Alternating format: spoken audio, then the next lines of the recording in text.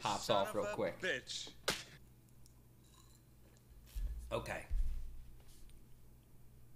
Here we go. Let's check it out then. We'll jump right into it. So this might be the Rip Magicosaur, according to you guys, patch notes. All right. Table of contents. Merc Meyer DLC game pack. So we get new items. All right, Black Rose, all right. The Scuttle Bloom and Trap Plants. Good, good, good. All right, base game patch, here we go. ESO plus improvement. Champion point. Character reordering. Rewards of the Worthy refresh. Ooh. All right, we're just gonna shoot through. All right. Hey Jar Jar, what's up, dude? How you doing? Sorry, it's gonna be tough to chat. I know I just started the stream, but we're gonna jump right into the patch notes, so we can get on to the PTS. I guess it seems it's already up. So, Black Rose Prison. This is a new arena. We'll be doing this, especially if there's some good items. I'm gonna do it regardless, but unique achievements. A player skin, several titles, unique housing items. Okay. Alright, here's our sets already. Wow. Okay. Light set, Magicka, recovery. While you have drink buff active, you're max magic. This is Bone Pirate. Okay, Magicka Bone Pirate. This is a dungeon set, I guess. Throughout Murkmire, 3 set items. Is there a dungeon? I know there's this thing. Is there any new dungeon, or is this just like an open world one that it comes from? Hey, babe. Thank you. You're welcome. I think you'll like that one more. Tell me. Okay, you want to try it real quick? Yeah, it's a little, yeah. Is it hot? No. Maybe. No, it's probably okay. Is it a trap? No. It's definitely not that. What's up, Flow Tactics, Duchess? Welcome in, everybody. All right, we'll try it real quick. Okay. Pretty good? It's even better. What'd you do? I know. You know what I'm going to say? You're telling. No. All right. Chef's secret. brand new quesadilla recipe. Beautiful. She added MSG. I think that's what it was. For a man like DSA, yeah, it's gonna be like Dragon Star, yeah. Anyway, that's not a bad light set at all. That's really good. Bone Pirate became very popular for obvious reasons. I still use Bone Pirate on a couple builds, and I've thought about phasing it out for Shackle, really, just to get the little bit of Magicka recovery for utility on certain classes. So the reason I wanted to phase it out especially was the new food wasn't working with it. The one that gives some extra HP recovery, Artaeum. For really, no, you don't give up anything for it. So between being able to add health recovery and yeah, I didn't see the point in it really. Max Magicka can go a bit farther, I guess, on shields and stuff, right? But apparently Rip Sorks, so. But, alright. Dead Waters Guile. This is medium. Weapon damage, max health, max stam, that's nice. When an enemy dies within 2 seconds of being damaged by you, you gain 5 ult. He dies. Being damaged by you. Wow. Is this the new meta? Is this the spin to win meta? It's already spin to win. Disco Larry, thank you for the prime. Welcome in. Bring in the guns. Wait, does Dubious now work with Artaeum? I believe Artaeum is a food, is it not? And the other one was a drink? Maybe I'm wrong. Either way, I still may take Shackle Breaker. Even though I'd give up a bit of stam, what I would gain in return It's pretty nice. You know, extra magicka and recovery. It's very nice. You do give up some stat and recovery too, though. But if you can build all around more like a, you know, be sufficient as kind of like a brawler healer. I don't know what the fuck I'm talking about. Brawler is in like you can heal yourself without having to like dick off from the fight. Like you have good heal over time. You have good HP regen. Then you can just heavy attack a lot and just stay in the fight. And if you have magicka utility to do it, for example, on my Nightblade, it was very useful. I could cloak more and wind up more heavy attacks. So, you know, it was a pretty good setup. We'll see. But as far as the what's up, Jilly? Welcome. As far as the magicka version, it could be good. Absolutely. It's definitely good stats. It packs a lot of stats. Like the raw stats output you get for this. It's basically recovery, magicka. It's a lot. So this one, when an enemy dies 2 seconds you being damaged, you gain 5 ult. This seems great in Vivec, I guess. If you're part of like a spin to win setup, alright? That seems pretty good. Especially because you can just... I wonder how this applies. Can you just like... So you can go in Tornado and hit like a back room with 15 people. 15 of them die. And now you got 75 ult from it. It's not a huge amount of ult, but you are... Think of it as gaining ult per kill. Kind of like the Alliance War passive. It's pretty damn nice. Is it worth giving up for some damage to actually close the kill? I don't know. It's not bad. In a big group, it wouldn't matter giving up that damage. Anyway, interesting set, not bad. Champion of the Hist, heavy. Weapon damage, stam. Those are interesting stats for a heavy set. Gain minor heroism at all times while you're in combat, generating 1 ult every 1.5. I'm never a fan of these. It's not terrible, but I'm not a big fan of that. I'd rather just have like minor heroism through heroic if I decide to go that route, but I don't think this is worth trading. Like for some of the 5-piece bonuses, you either can gain a really abnormal amount of sustain or damage on a lot of 5 pieces. So I don't know, but could be good for DK. Yeah, absolutely. Yeah. How's that stack up against werewolf set? What's the werewolf? No, werewolf's 1 ult per second. This is 1 ult per 1.5. Rip. It's a heavy set though, but you know, this is pretty good for a heavy set as far as offensive goes. So, anywho, nothing crazy. Murkmire crafted set. So here we go, crafted. This could be anything. Magicka, stam, and health. This is always a start of a broke set. Enemies you've damaged have a 10% chance to drop a grave stake for 6 seconds after they've died. Touching it restores stam and magicka. Only 1 grave stake can appear at a time. What is a grave stake? That is a lot of stats. After they've died, touching it, 1 grave stake can appear at a time. So that technically its cooldown is just like, can you kill someone and then 6 seconds, 7 seconds later you kill another and it's up again and you touch it again? Because that's can other people use it? What is this? What has anyone seen this yet?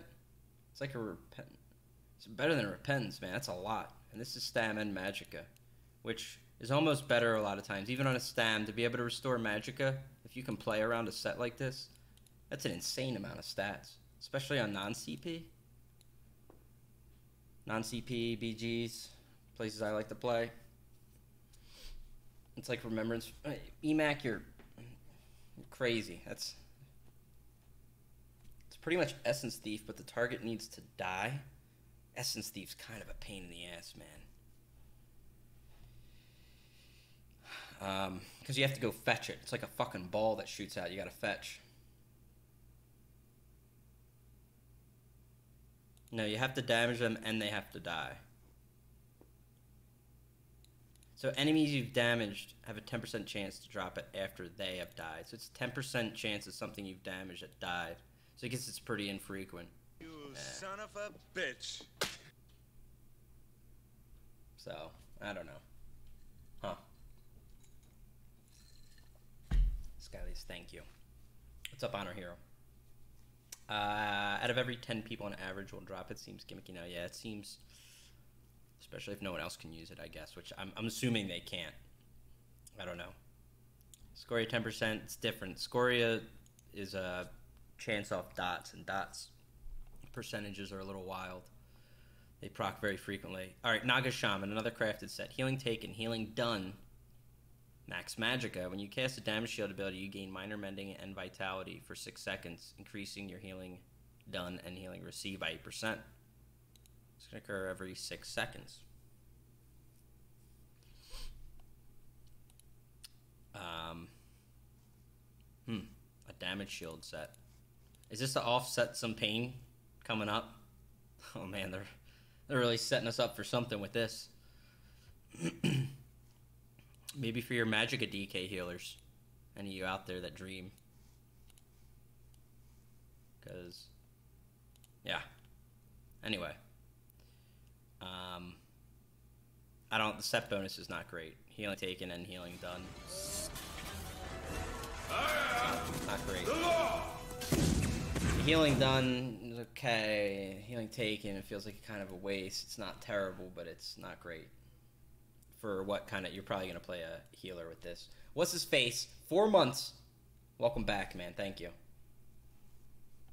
What do you think of Champion of Hiss for a negate Sork? I thought of it there. I don't know. People already used Werewolf. And I'm pretty sure Werewolf is going to be better. So. And I think you can still do Minor Heroism through Heroic already on a negate build. You can still fit that on your bar. So. One of those redundant sets. Might of the Lost Legion. Max stam, max magicka, weapon damage, spell damage. After successfully blocking, gain 3 uses of power, increasing the damage of your next 3 lights by 40%. Maybe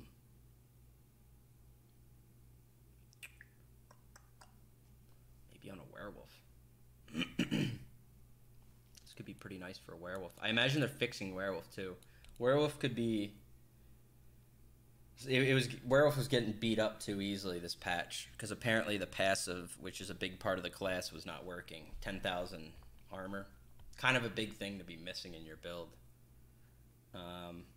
So with them being tougher, that could be a really nice set for it because their lights are already pretty vicious. Yeah, I don't know.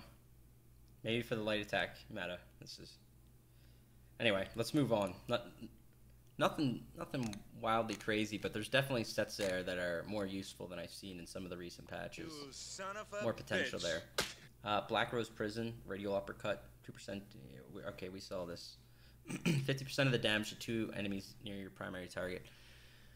Uppercut's tougher and tougher to use these days. I've been trying to explain this to people since Swift came in. A lot of people are moving around a lot quicker.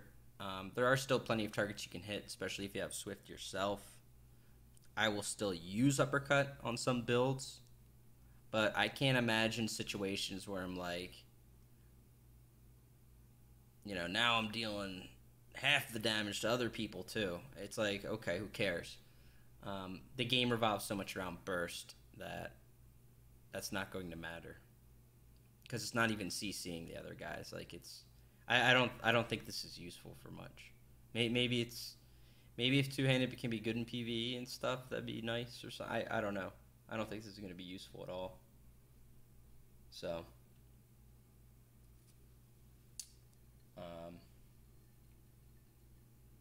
bow one is good with change to draining shot.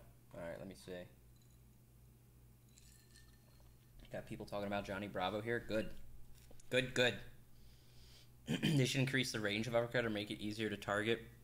It just seems to cut off a lot. There's some times where you obviously do slip the target, like kind of moves out of range or passes or goes through you. There's other times it just seems to fail when it shouldn't.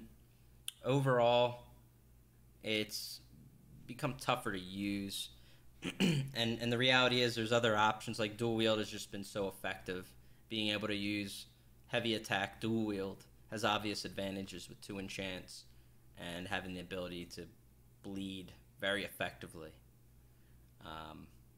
So that's part of it too. So dual wield is just cheap, effective, strong, for a lot of reasons. You son of a bitch. 2 heavies also do splashed to nearby enemies. Yeah, I mean, the problem is with all of that is that people heal through all that stuff pretty effectively. Now, where you see AoE damage effective is, you know, like right now you'll see Burst, and for example, they'll Dawn Break a few people and do Steel Tornado. That is useful for a couple reasons. Like, again, you can get more impact with dual wield, better damage. Steel Tornado is going to ramp up wildly on damage for low health targets. It's also undodgeable. Now, Uppercut is dodgeable. Like, say you do the same thing. Say I run in and I do a Dawnbreaker, and here I come with my Uppercut splash damage. It's like, why? I mean, people can CC break and get up and start moving. You can't really afford that delay. So, you know, Two-Handed has an AoE right now. It's called Cleave, and it's very effective when it can be used. The problem is Cleave doesn't function for the same reasons just listed, as more people are starting to move quicker because of Swift. And there's just a problem with, like, I don't know if it's the netcode or whatever, or client server issues, but it's very hard to hit people on the move, which is why if a lot of you PvP, you will see a lot of things like the Steel Tornado meta, and it'll get frustrating to you. And you wonder why people are using it. Aside from obvious reasons, it's reliable. It hits. It doesn't just miss. I'll go in with Cleave, and there's a guy 2 feet in front of me, and, you know, it has, 5 to 7 range, and it doesn't hit him because we were both on the move, and it just gets real goofy. So, like, I'd rather see, like, Cleave has been made to be pretty good. It's just so unbelievably situational, it's difficult to use. So it doesn't really warrant its use on your bar. I'd rather them have made that better in some ways. Like, the Master Axe is really nice. That's all good and all. I don't think it's an item thing. I think it's working on the actual skill, being able to hit. I don't think Uppercut needed splash damage. I don't know what it does. I didn't realize those perfect ones too. Physical pen, that's awesome. Like, this could be used maybe for its physical pen, if nothing else. No doubt a good two-handed crit will splash decent, but what does it matter, again, if you splash a little bit sometimes? If you're headhunting a target, you could hit him with an uppercut, then Dawn Break and execute like you normally would, and other people in the area will take damage from that, so I won't deny that. That's probably the best use of it you'll get, is there's like a group of people moving and you run up and you go and uppercut some light armor healer, immediately Dawn Break after. 2 of the people that took the splash just got hit with the Dawnbreaker as well, and now they're CC'd, and you'll have more targets to maybe execute with Reverse Slice. It's probably your best use of it, right? Barbecue, huh? How do you like your RPA? Thank you for 500 bits, man.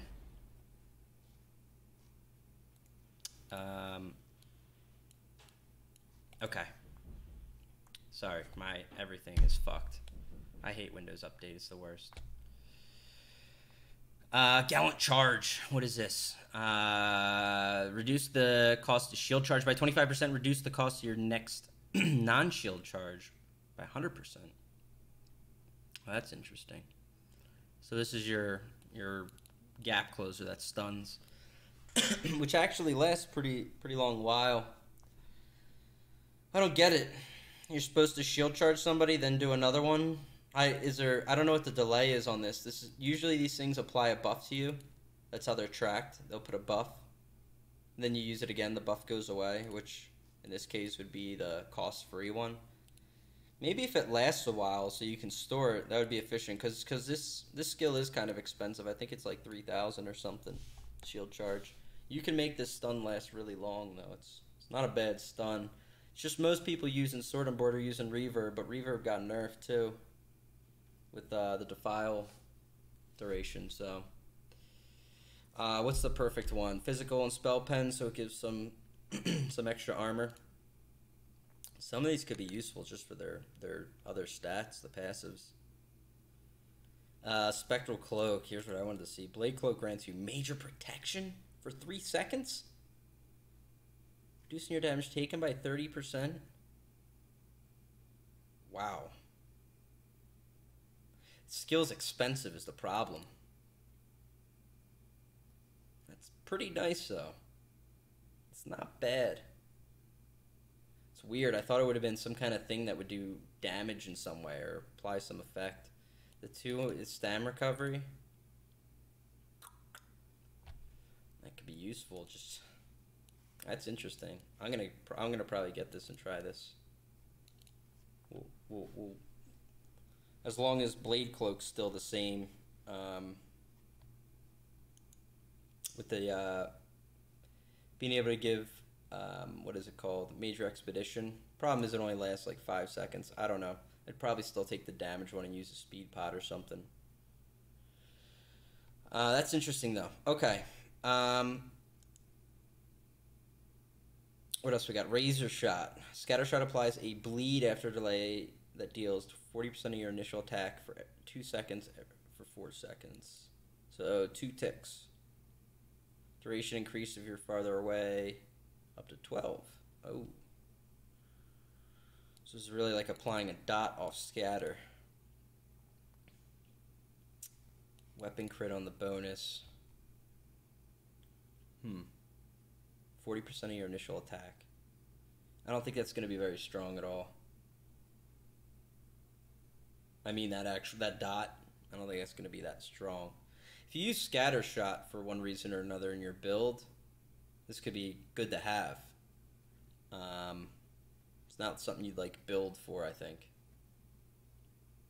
I don't know. Wild Impulse. Reduce the cost of Impulse.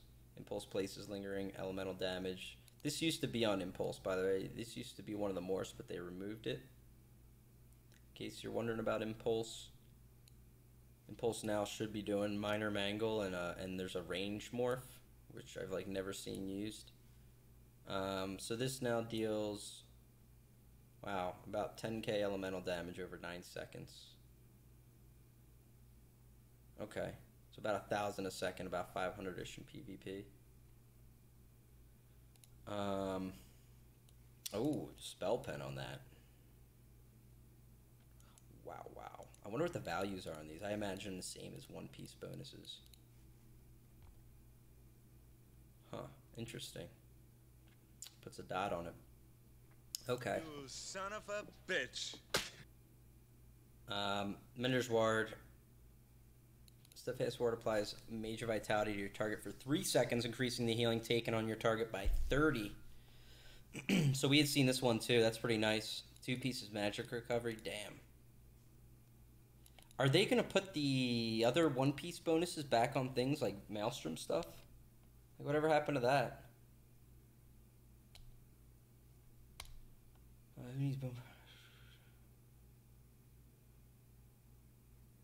1487 pen according to Outcast.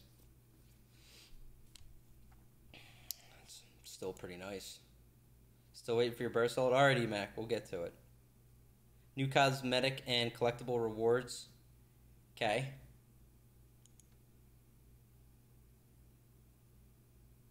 There's some stuff in here. I'm going to move through in the interest of time. If it looks good, we'll get it. That's kind of the rule. Scuttlebloom and Trap Plants. Murkmire is his own truly hungry for adventures. Adventurers. And they don't have to be human. What are these strange Scuttlebloom and Trap Plants? Okay. I don't want to ruin the mystery for you. You should discover that on your own. Alright, Cyrodiil destructible bridges and mile gates. They can now be destroyed and repaired. Each of these structures have 3 pieces with several stages of destruction for each. New UI icons have been added. These structures are permanently neutral and can be damaged and repaired by all alliances. New repair kits have been added to siege merchants to specifically repair just mile gates and bridges. Note that repairing does not grant AP. You son of a Wow. bitch. Nobody's going to repair these things. They're going to say the hell with that. New repair kits have been added. Okay. I wonder if they'll repair quicker. Otherwise, you might have slim pickings on how many people buy these fucking things. We'll see. The thing that I find interesting is, if I understand it correctly, you can destroy the bridges, you can destroy the walls, and you can't pass them. And you can take the other little tunnel route or whatever. They made new routes to go through. But at the main bridge we all do, the Alessia Bridge, between Alessia and Sedge, you can still cross underneath it, no? Like, what stops you from just being like, yeah, it doesn't apply here? Okay, the other guys have fucking mountains. There's no going around it. The wall's down, the wall's down. You can't go past the mountain. Well, with the river, it's just like, yeah, I can streak across it. We're good. Slaughterfish got buffed. They increased the damage of the fish. Okay, we can still streak it, right?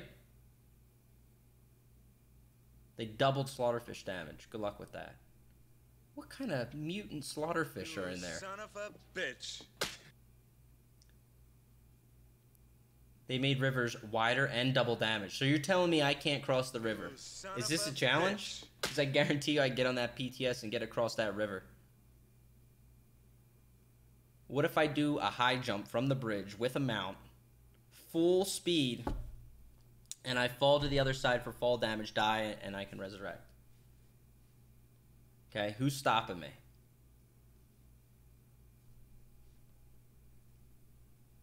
Can we chain each other across? I'm thinking outside the box here. You know? Didn't they move the bridge too? I don't know. Yeah, I don't know. We'll check it out. It's interesting. It was just something I thought about. It was the difference between the bridges. They moved the bridge also. Okay. No one's unbeatable. That's what I'm going with. All right. They really had to widen that entire river, because there's certain places on that river that you can cross. Son of a bitch. But maybe difficult getting up. I understand. Where there's a will, there's a way. All right, I'm sure you guys have heard. We'll see. We'll investigate further. Rewards of the Worthy refresh. Ooh, let's look at this. New sets. Okay. Argonian OP, yes. Maybe if you're Argonian, you can get across. Swims with the Slaughterfish. Okay, Indomitable Fury. Wow, lightning. Oh, it's Thorn. 20 months. Burning the biceps for the Lord. Bearing down on 2 years. Thorn, thank you, dude. Welcome back. Glad to have you here, man. Alright. Let's look at this. Max Magica. Stam recovery. Ooh. After breaking free, gain minor protection and minor heroism for 7 seconds, reducing your damage taken by 8% and generating ult. Now we're talking. Alright, remember that other minor heroism set? Get out of here with that. Now we're talking here. Minor protection and minor heroism. That's interesting. That's not bad. That's not a bad combination. Very interesting set. It's on light, but you can always run this with jewelry and a weapon or something. I'm not sure where this would fall into, right? Like, for example, like I usually look at Warden first, but Warden already has minor protection. So you'd have to look at things that don't have minor protection. Like Templar has minor protection too. So you could look at some others, but strange stats too. Max Magica, Stam recovery. This could be good on a kind of utility roles, things that don't get often used. Son of a bitch. So Magica Blade set right there, Stam regen. Okay.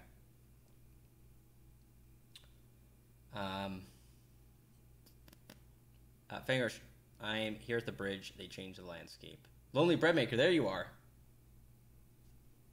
Lonely, we're gonna have to do a giveaway after this, okay? It's send screenshots in Discord, Lonely, so we can see. Put them in the general chat. All right. I can pull them up over here and bring them in, if you want. If you're a good cameraman, if you can get a good shot. All right. Let's look at the others. Another light set. Spell Strategist. Max Magicka. Spell damage. Spell damage. When you deal damage with a light attack, you place a mark over your target for 5 seconds, granting you 500 spell damage against your marked target every 4 seconds. Wow. Wow. Wow. Wow. Wow. That is really strong. That's a lot of damage. All right. Wow, that's a good one. That's a heavy hitter. Okay.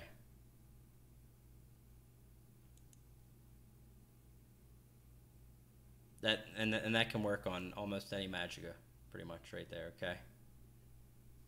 Huh. It's a big one. All right, medium. Let's get to the medium. Stam recovery, max stam. Reduce the cost of all your abilities by 6%. It's not terrible, but I'm pretty sure this can be outdone by other sets. Stam Seducer, yeah. I mean, that's not bad. But reduce the cost of all your abilities. You know, does it reduce ult costs? Okay. If it reduces ult costs, I'm in. Then I'm in. Flow and Pros continuing the gift sub to Kilgaren. You Son of a bitch. Kilgaren, welcome back. By the way, guys, I didn't understand September the first time around, okay? Turns out if you've been gifted a sub, you can immediately re-up your sub for $1. I thought you had to be gifted one last month. You had to fit in some special time box situation thing for this to work. No. You give people subs and you can immediately re-up it for 1 month to extend you out to November. Okay? Wouldn't VO be a better... Fangrush doesn't have the same recovery, technically, unless you're... VO would be better if you're killing stuff a lot. That's about it. Wookiee Killer coming in with a Prime. Thank you. Welcome back. Alteration Master reduces all costs, so this one should too. Yeah. Okay. You son of a bitch. Alright. In that case, I have uses for this possibly, okay? J-Tross 25, welcome back. Everyone's rolling in right now. You can also sub with Amazon Prime for free, that's right. All you gotta do is hit the subscribe. You might have one. We did that the other day, and we actually got a few. Just like that, it does work. We learn something from Cypher every day. It's not all bullshit. Soldier of Anguish. Medium. Weapon damage.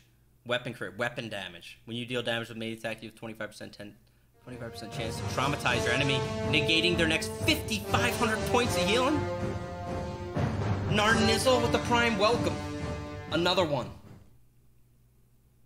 You think Amazon Prime is just a meme at this point? It's not a meme when they're rolling in, baby. God bless. Thank you, man. Son of a bitch. Dude, this is killer. Soldier of Anguish. Ooh, 2 weapon damage and a weapon crit. Oh, baby. Look at this effect. Oh, we're gonna... I'm probably using this one. This is gonna be the Punisher. Alright, with this. What a name. That's what I'm saying. Alright. We're gonna make it happen. When does this proc? When you deal damage with a melee attack, you have 25% chance? Okay. This is like the initial implementation of slows. When you look to the east, the guy to the east gets hit. That's it. Wow, that's strong. That's really good. Okay, Steadfast Hero. Heavy. Now we're doing the heavy. So far, so good on these Cyrodiil sets. Physical resistance, spell resistance, max health, When you cleanse a negative effect from yourself or an ally, you gain major protection for 5 seconds, reducing your damage taken by 30. This can happen every 10. From you or yourself, gain... Alright, wait. When you cleanse a negative effect from you or an ally, gain major protection. Does this mean you can only get major protection for yourself every 5 seconds? Or can I do this when I cleanse someone else? If this is only for yourself, it's not that great. Only because of the uptime. 5 seconds up, 5 seconds down. You're a hero half the day. Alright, you're not a steadfast hero. Like, you're gonna die if you try to build around it and rely on it. Like, why not just go, what is it called? Pirate. Just go pirate monster set, right? There's no critical monster set that you absolutely need if you're trying to be tanky like this. You know? 50% uptime and major protection is insane on a tanky healer. It is tasty. It's not bad. But I'm wondering if you can apply it on someone else. Otherwise, I might take the longer uptime. Like, you can get a higher uptime on something else. Still get the physical and spell resist. And you can get the 5-piece bonus for longer in a 2-piece Undaunted set. Then pack on two survival sustain sets, you know? What's any cleanse you do so you can cleanse others to proc it? Okay. Yeah, I mean, what is nice about it, I will say, is it's very controlled. Very easy to use on a Templar, right? Be like, oh, I'm getting hit, cleanse. Now, my Templar, I cleanse kind of frequently. But you can play around it with this, at least. Be like, oh, they're gap closing, and, you know, here comes the ultimate, or here comes a meteor, cleanse, or something like that, right? But, did you peep the Acrobat set? I don't know, did I? I don't think so. Let me get through this. Let me get through what's in front of me. Okay. You send me the screenshot? Okay. Oh, yeah. Ooh. That's quite the bridge. Okay, we'll take a look at that. Purge Comp 2? Well, yeah, that's what it's saying. If you cleanse a negative effect, and Purge is cleanse, the Alliance War skill, yeah. Battalion Defender, max health, max stam, healing done. After successfully blocking, heal yourself or a nearby group member with the lowest health for 2k? Every 1 second? Why put things like this in the game? Do you think this is what a tank player wants? Hey, don't worry guys, I got Battalion Defender on. Someone's getting healed every 1 second for 1k. Like, it's just dumb. These are the kind of things, I think this is dumb. I think it's a dumb set.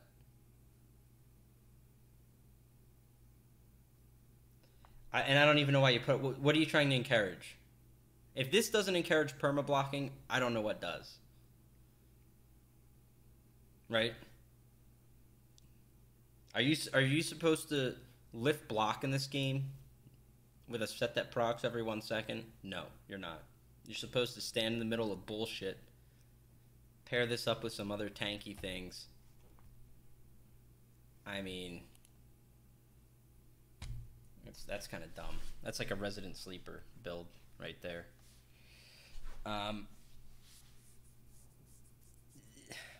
That's not what they should encourage for tanks. I don't know if they're out of ideas on, like... I know there's not a lot of people that build, like, tanks out there, and people are like, ooh, I like that build. I like making utility builds, and I haven't done it with other classes, otherwise I'd have more, like, tank things. Like, my Sork support build is what I would consider a tank, because he is tanky. You son of a bitch. You could run him in PvE, too. Change some things up, because you don't need to just spam ult gen.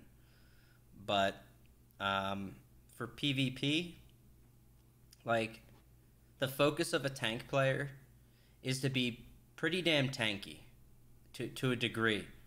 If you invest everything in being tanky and like your skill impact is like, you know, 20-30%, then what the hell's the point? You know, it should be a balance between I'm doing useful things for the group while still having the highest level of survival, because you want to be a guy that can take damage in the party. Same way a healer kind of functions in ESO. Because healers don't always function like that. In a lot of games, a healer is like a target you go for. A lot of times in ESO, they're the tank target. Like, you don't even mess with them unless you can trap them and gate them or something. But whatever, I think it's kind of dumb. I don't think it'll be like something broke OP unless you had a 20-man raid that was all beefy just doing this when they wanted to be annoying, but I don't think that'd really happen. I just think it's dumb. You know, I don't think it encourages the right the right kind of behavior, especially with a 1 second cooldown. You know, if you can block every 1 second, it's like, well, there's some people that just like, I do that. Anyway, not too great though by itself. This is going on your YouTube? Yeah, I usually post them on there. I love support builds. I hate people that build useless tanks to do nothing. Yeah, a lot of people want to be tanky, and there's nothing wrong with that. I don't think they realize what useful things they can do sometimes. And sometimes those utility roles can do something very useful for their group, and the effect isn't seen because the group doesn't know what the hell he's doing. Support roles are very tough. You want to have people around you that know what you're doing and understand what you're trying to provide them, because they can be very useful. Whether it's simply being, like, what a mega tank can do is a mega tank can bait people. He can run into the worst situations. Like, we got a guy on PCNA, Ragnarok's a good example. Ragnarok just runs around, he puts his weapon away, and he's a drunk Argonian, and he just runs in there and he wears like a potato sack. So people are like, kill that asshole, look at him, he's running in the middle of 20 of us, right? And people just start jumping on him. But he's a Templar that will just spam shields with 70k health, you know, and people are just dogpiling on him. And then his group comes out of nowhere and just starts hitting, you know, just because he's now funneled everybody up. Because they're like, oh, we almost got him. Man, he's so tanky. But just a little bit more, you know, and they get baited. Okay, that's about all they can do, okay? So you'll give them that, but like, utility skills are good. Like, certain things, whether it be a guy who can chain people while rooting and have situational ults, like a banner, a shifting banner, while he's rooting to apply minor maim. And he's still, you know, chaining people in if there's a standoff, right? That's a very useful Magicka DK support role. So, anyway, it's my 2 cents on tanks. But new PvP collectible, the Gladiator emote is acquired. Does anyone have this? Anyone got a video of this? What's the Gladiator emote? Only Bread Maker's got the new bridge. Wow.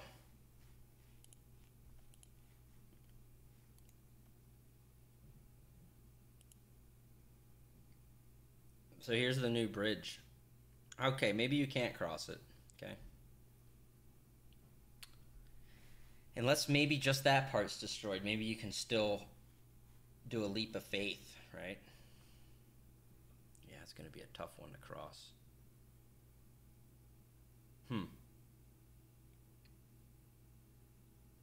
We'll figure it out. We'll find a way. You can't cross it?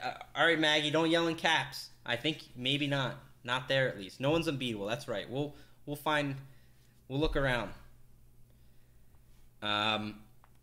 Character reordering. You can now rearrange your characters that are listed on character select screen. To do so, you simply drag or drop a character field and use the clickable up and down buttons.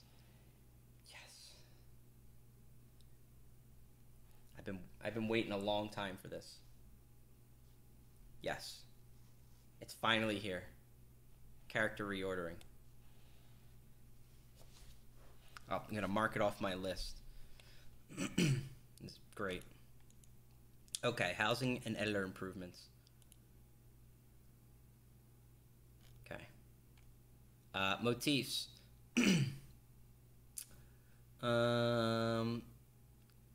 Moonhunter Keep.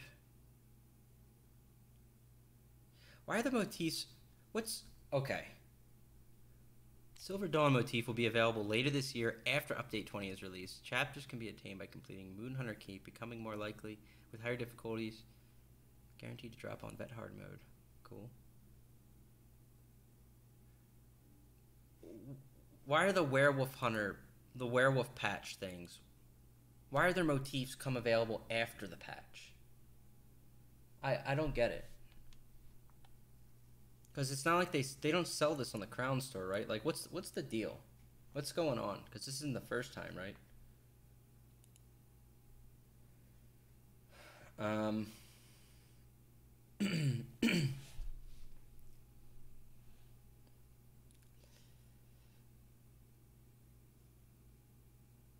Can you do a whole stream dedicated to reordering your characters? Finger Rush, I'll be eagerly waiting. Yes, we will. We're gonna be. I'm gonna try different combinations. Okay. T-Soons with the Prime. Welcome in. Bring in the biceps. First, I'm probably going to do a reorder from tallest character to smallest. And then I'm probably going to flip it around and try it the other way, just to see. Then by fashion. I was thinking about going from darks to lights. But I'm kind of torn between just going with hair and eye color and panning. I don't know. There's a lot of options you can do with character reordering. And we'll probably dedicate one of these upcoming weeks to it. Okay? We'll do a few streams on it. And we'll nail down the perfect setup for it, alright? So, Small Sun on top. Small Sun is probably not going to be on the top, alright? Sort by thickness. Alright. There's so many different ways.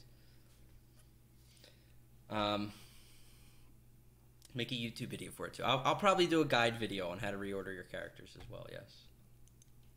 Okay. You son of a bitch. Anyway, did anyone answer me about motifs? Ferris, they broke the spawns at the new outpost. Lonely Bread Maker. This is a positive vibes channel. Do you have the emote for the thing up here, Lonely Bread Maker? The thing that we can get, the new one. New collectible, the Gladiator emote. We need someone to track this down so we can play it in the video here. Okay. What's with the motifs? Why do they come out? Wait, the Huntsman motif will be available Q1 next year? Why? Why can't you do it when the dungeon comes out? Is the art team this slow? Is that the only reason, or is there something I don't know? Does it come on the Crown Store first, and then it comes out in the game? Like, what's going on? Motifs are added after keeps people playing the content? Like, is it... That can't be the reason. The motifs probably need a lot of testing for different combinations of armor, and it brings people back to old content to get the motif.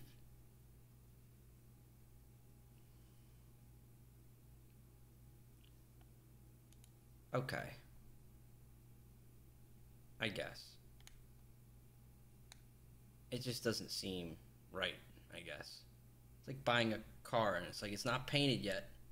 That's how we get you to come back in. We're going to paint that baby. It's going to look so nice in quarter one next year. Alright. I guess we will agree to disagree there, but that's okay. ESO Plus improvements. Here we go. Coming later this year, November 13th. We'll be making updates on ESO Plus to provide even more value to benefits to members. You can read more about these upcoming benefits in this article.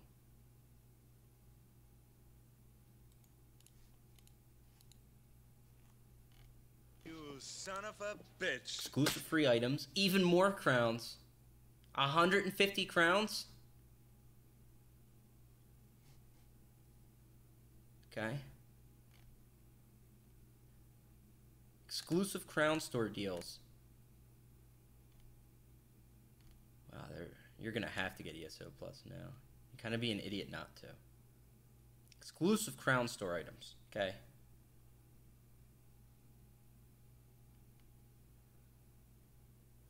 ESO Plus grows. Every new deal. Right. Okay.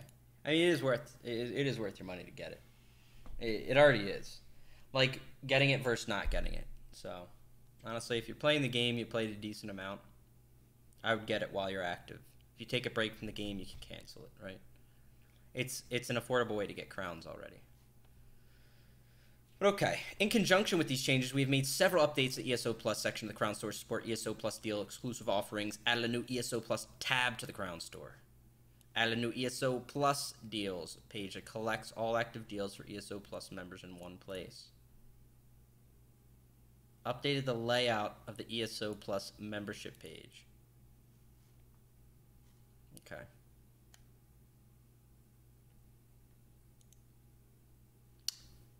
Alright. So you won Nindrik. In this PTS patch, you begin to see glimpses of unique collectibles you'll be able to attain exclusively in-game by participating in upcoming in-game events. We'll be giving you a chance to test the entire flow in a couple weeks. In the meantime, here's a taste of what's to come. You may see hints of Nascent Indrik mount. You'll be able to earn this mount for free, exclusively in-game. In short, participating in specific in-game events will earn you event tickets. You can trade in those event tickets at a unique NPC called... What is this? Is this all to get... So is this an event for a mount? Okay. Isn't... That's the guy in the new... What is it? March of Sacrifices? The guy with the horns? The dude they ripped off from, son of a bitch. Princess Mononoke? That dude, I think. Son of a bitch. JW's resubbing for 5 months. Is this the new Call of Duty? Looks cool. I am the law. Let's get a timeout on JW. He's starting out Monday a little too spicy. Welcome back, JW. Okay. We'll come back to this. It's a Pokemon you can evolve. Okay. It's a Pokemon. Okay. Wait, do you grow them? Once you have 4 Indrik feathers, you can use them to perform Indrik. Summoning Ritual? Enchanted Berries? Can I PvP to get this thing? They said it'll be an upcoming in-game event. Do you mean like the IC event? Because... if you have to do something like the IC event for this, there's probably going to be like 100 people with the mount. Okay? Because a lot of people don't play IC events. I don't know why. Maybe because it's been the same thing the last 3 years. But it doesn't seem like people want to go back there anymore. It's kind of a rough week for IC event last week. Just saying. Might want to look at the data. Okay. Anyway. Since they nerfed crit CP pet. I didn't even get there, Ivan. Come on, man. Alright. Champion point increase. Champion points increased by 30. For a total of 810. Boom. Nailed it. Okay. MacMin spec. Okay, no one cares about Mac. We have 2 character templates available in the PTS cycle. Okay. Alliance War PvP. Siege weapons, with the exception of rams, can currently cause proc sets with ground target AoEs and point black AoEs to proc when hitting other siege weapons or keep pieces. Point black. What was Gina thinking? Okay, I'm just going to move on. This should be fixed in the next PTS pack. Okay, good. You cannot currently knock all other players off fixtures into the water. Yes, that is true. You can't even... Okay, who's coming in? Mando champ. 8 months. Let's make it 8, brother. Let's make it 9. Welcome back, Mando. Thank you. Bring the biceps. Okay.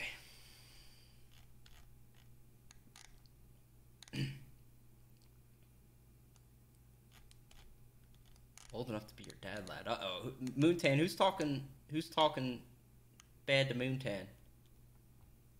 If you guys get Moontan heated, you're fucking up. Alright? Takes a lot to push them over the edge. I've never even seen it done. Nasset's coming in with a prime. Welcome in a brand new member. Thank you. Raise that sword up. It's JW. Ban him. I already said hot 600. This wouldn't have even happened. Alright. Oops. Who did I time out? Thorn? I'm sorry.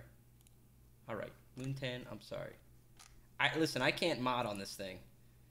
Everybody got timed out. Because JW, this is what you do. Now I'm doing everything wrong. Alright. Mods, keep an eye on JW. Alright. Everything's been fixed. Everything's been fixed. Combat and gameplay. Pool abilities such as Fiery Grip or Frozen Gate may not display the crowd control immunity effects correctly after the target has been pulled to you. Okay. The precognition morph of Undo currently does not allow you to cast it while you're under the effects of certain crowd control effects and may display an incorrect duration of the crowd control immunity buff in your buff trackers. Negate magic and its morphs will not properly stun monsters for the full duration of the area of effect. Okay. The snare applied by Aspect of Terror and its morphs will not display the correct duration in your buff track. Is this known issues? Oh, okay. Understood. I was about to say, like, why are they all saying it that way? Oh, yeah, I got you, Thorn. Okay. Yeah, you good. Okay. Exploration and itemization. You son of a bitch. Alright. Dungeon and group content.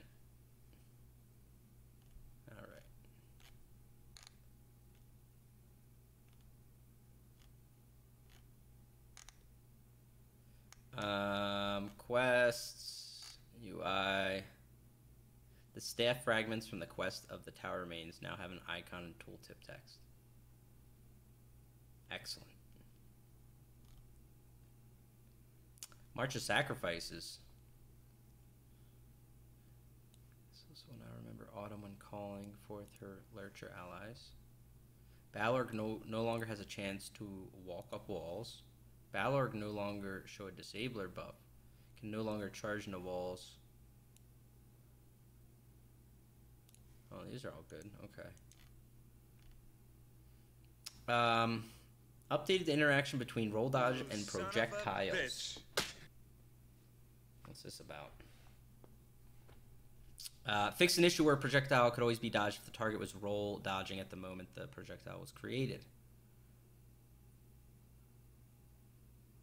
Wait, sorry. Fix an issue where the projectile would always be dodged if the target was roll dodging at the moment it was created. I guess they mean if you're like casting like a fragment while you're rolling and you come out of it, it can still hit you. Is that what they mean?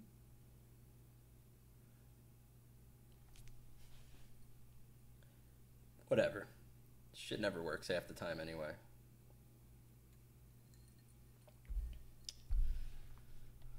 Projectiles can only be evaded if the roll dodge. Okay, we'll see.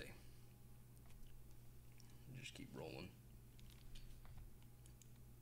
Alright, what's the developer comment? This will help sync up roll dodge animation with the dodge bonus it grants. If you see the enemy actively dodging, they will be able to avoid your attacks. We've coupled this with some additional changes you can read more about below, with the goal of being to reinforce dodge visual. Okay. Updated the behavior of all damage shields. You can now deal a crit strike against an enemy with a damage shield. Ooh. Boy, this takes me back to like 2 years ago. In the Magicosauric heyday. Oh man. What are they, how do they compensate this? Your spell and physical resistance now reduces incoming damage before it's applied to your damage shield. This change makes damage shields function more consistently with the rest of the game's mechanics. It means the damage shields are more powerful in PvE content since monsters generally don't reduce armor. Heavy armor players in particular will receive much more effective damage shields now. This is intended to make damage shields a more potent tools for tanks. We will be monitoring this change closely in PTS, adjust if necessary. In addition to this change, there are several other damage shield adjustments listed below in specific abilities section. Well, the tanks finally got their buff, alright? This is intended to make damage shields a more potent tools for tanks. Well, I think there's a lot of light armor classes that will beg to differ here. So is this what everyone's on about? Huh? Tanks using light armor shield. Alright. You know, I always thought it was weird when I made builds that favored critting, like a 40-50% crit build. That I can never crit a Magicosaurk. Well, those days are gone. They're gonna feel the full wrath of the Dawnbreakers now. Oh, baby. Poisons and weapon enchantments can now proc even if the damage done by a light attack, heavy attack, or weapon ability fully absorbed by a damage shield. It just keeps getting better. They didn't forget anything, huh? Fix several issues with poisons and weapons enchants. All poisons now correctly proc 20% of the time any light, heavy, or weapon ability deals damage. You know what? It's funny because I knew this was so fucking off. I tested this with dual wield bow. It was like a month ago. And I realized how some things procced it so consistently and other things were just not doing. I was like, I can't even proc my other dual wield weapon. And then once I do another thing, I was like, oh, 100% every time. Looks like it's procking over, you know. But okay. That's why you got to test your rotations to see if all your stuff's actually procking the way you want. Anyway, food and drink will now provide the correct stat bonus if they are consumed while you have a poison equipped. Alright, that was a bug, so that's fixed. All weapon enchantments now correctly proc 100% of the time, not on cooldown, when any light attack, heavy, or weapon ability deals damage. Good. Okay, this is good. Sometimes your infused weapon damage enchant will not proc. It's very sad. So if you're properly weaving, and this is more than just words, if this is true, and that's good. When dual wielding, casting a weapon ability can now proc the weapon enchantment of either weapon. The system will favor procking a weapon enchantment that is not on cooldown. Okay. Cool, dude. I'll have to test this, because I like dual wield. Remove the baseline 100 spell and physical pen all players previously had. Refactored the break, free ability, and crowd control immunity buff to increase the consistency and reliability of these mechanics. They refactored it? That's a weird word to use there. Refactored the break, free ability. Okay. Updated the skill advisor for most stamina builds to suggest the trap beast ability at a later level. Cool. Alright. Fix an issue where you could add or remove abilities in your ability bar while you are in combat. Oh, come on!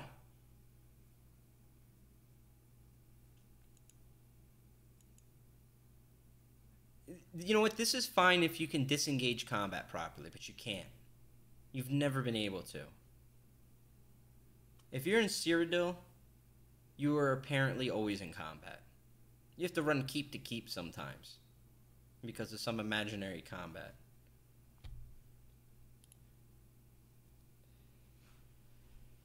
Alright, anyway. Fix an issue where some movement speed bonuses were not additive with each other, resulting in very slight inconsistencies in total move speed when they were used together. I knew it. EMAC, I told you. You idiot. EMAC, are you still here? I told you so. It's all broken. Alright? Fix numerous ability tooltips for grammar, spelling, formatting, and accuracy. Excellent. Fix an issue where mounting while taking dot damage would cause you to be unable to mount or weapon swap. Oh, wow. Alright. Okay. Buffs and debuffs. Minor and major evasion. These buffs no longer grant passive chance to dodge. They now reduce the damage you take from AoE attacks by 5 and 25%. What? All abilities that previously granted minor and major evasion have been converted to this new effect, and Blade Cloak ability now grants major evasion. This change affects blur, evasion, deceptive predator, Gossamer, blah blah blah blah. As noted above, we spend time fixing issues with dodge. The goal is to making sure that you only dodge abilities and projectiles when you're actually actively dodging. Passive dodge goes against that, so we removed it from the game. Okay. Well, there's no more RNG in PvP. It's all the RNG has been shifted into the Crown Store. There's no more in combat. Alright? So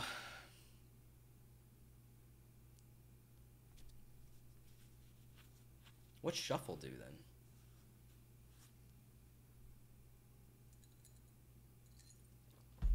Alright, I'm sure we'll get there. Major Expedition.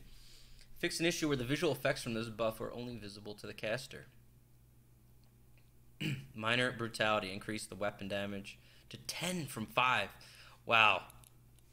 Oh yeah. Bring me the DKs. Scar, are you back from vacay? You're gonna be our new support. Get in there. I actually like that one. Minor Prophecy, same thing. Okay.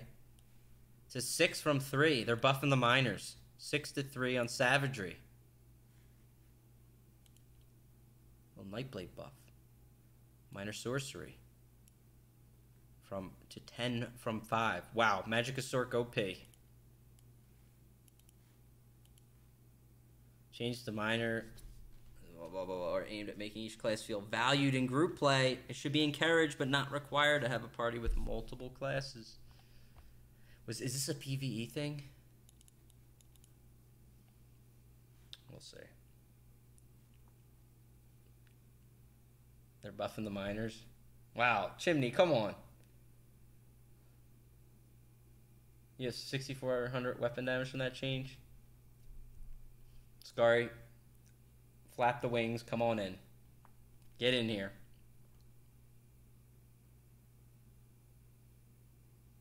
Mods, watch Chimney Swift. He's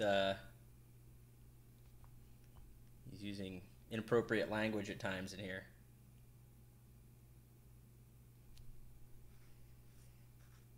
Wow, Legion of Boom. All right, take it easy. Screws us and their infinite love for Stam class, specifically Stamblade and Stamwarden. What the fuck? You could at least try and hide your bias. All right, take it easy. We haven't even got through everything yet. There's no reason to yell at everybody in here. Let's get through the rest of it. Please be sure to read all the Dragonite changes before providing feedback. Okay. Ardent Flame, Lava Whip decreased the range of this ability and its morphs to 5 from 8. See, you don't want to provide feedback at this point. They're saying. Remove the stun from Power Lash. Oh, okay. Wow. Start providing feedback. Don't even read the developer comment. We want all classes to be intentional about when they land stuns on the enemy and not have it coupled with an already highly damaging attack. Yeah, okay.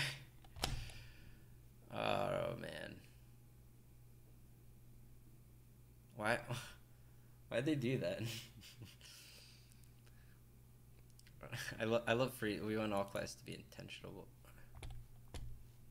Okay. Power Lash special attack no longer free and now costs half the amount of regular Flame Lash. This puts the ability on par with other type of class. Other types of proc abilities such as Crystal Frags. Does it? Wow, two good skills right down the shitter. Old Whip, old Frags. Whew.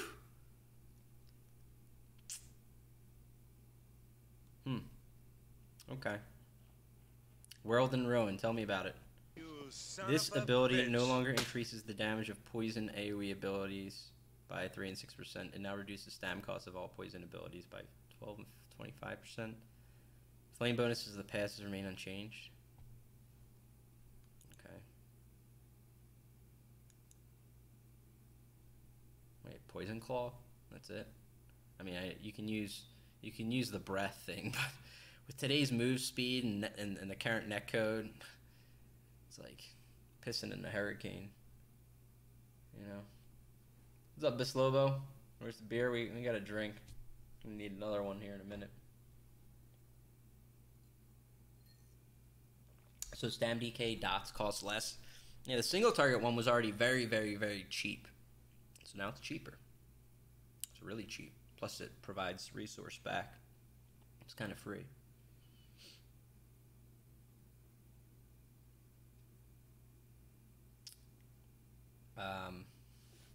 Wow, there's a lot. Sorry, I'm reading chat, but there's a lot.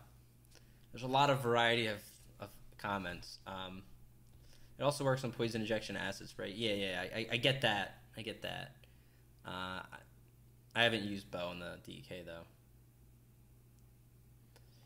Anywho, draconic power. Let's try to burn through this so we can give a decisive feedback. Draconic power. Dragon Leap. Fix an issue with this ability and take flight morph did not improve as they ranked up. It's. I was almost positive. Here, this is how I read this. Fix an issue where this ability and take flight morph. Now at this point, I assume the way this sentence ends would be something about, you know, where the skill does not actually hit the target. Like if a target's moving and it's like, well, looks like he's moving a little too quick there. Didn't hit anything. But no. Okay. Maybe we're gonna fix leap so it hits people that are moving, you know. Because it's a little unfair to this skill. I don't consider it counterplay that this skill gets dodged. Alright, it's an ultimate. Your dude jumps in the air, he throws out some goddamn dragon wings out of his back, and pounces a target. And you do arrive at him. You just don't do damage if he's moving too fast and he's too far away. Sucks. But okay. Elder Dragon. This passive ability now also increases the range of all instant cast melee abilities 1 meter per rank, in addition to granting health recovery. So this is to make up for the other thing. Standardizing DK melee attacks. Okay. Spiked armor, hardened armor morph. Increased duration of the damage shield on this morph to 6 seconds from 2.5. Yes. Ash Cloud, increased the healing done by 50%. Cinderstorm, increased the healing done by 60%. Increased the initial damage approximately 15 dot over 70. Maybe they'll get a little more use. You got to be in the right environment to use it. Although I don't know how it scales off like just a couple now, because I haven't really used this on the DK. But I've seen some people use it as an effective heal. Molten Weapon, Igneous Weapon Morph. Fix an issue where it was not improved as it ranked up. Okay, Obsidian Shield. Decrease the strength of the shield to 9% of your max health from 10.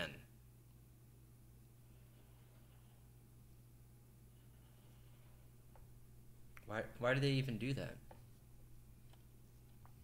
1%? Okay. Fix an issue where recasting this morph would not fully refresh the damage shield value. Okay. All right. Let's just nothing huge there later. What's the point of the 1%? Wow.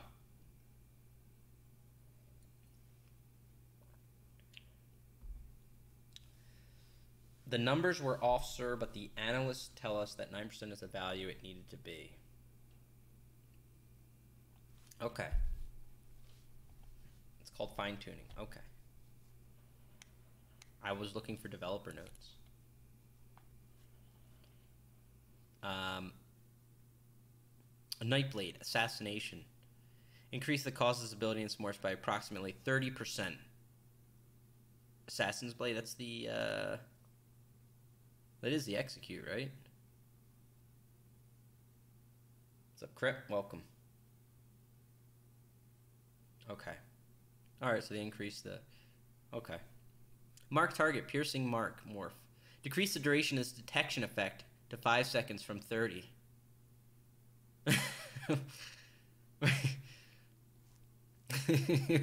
Who would use this fucking skill now?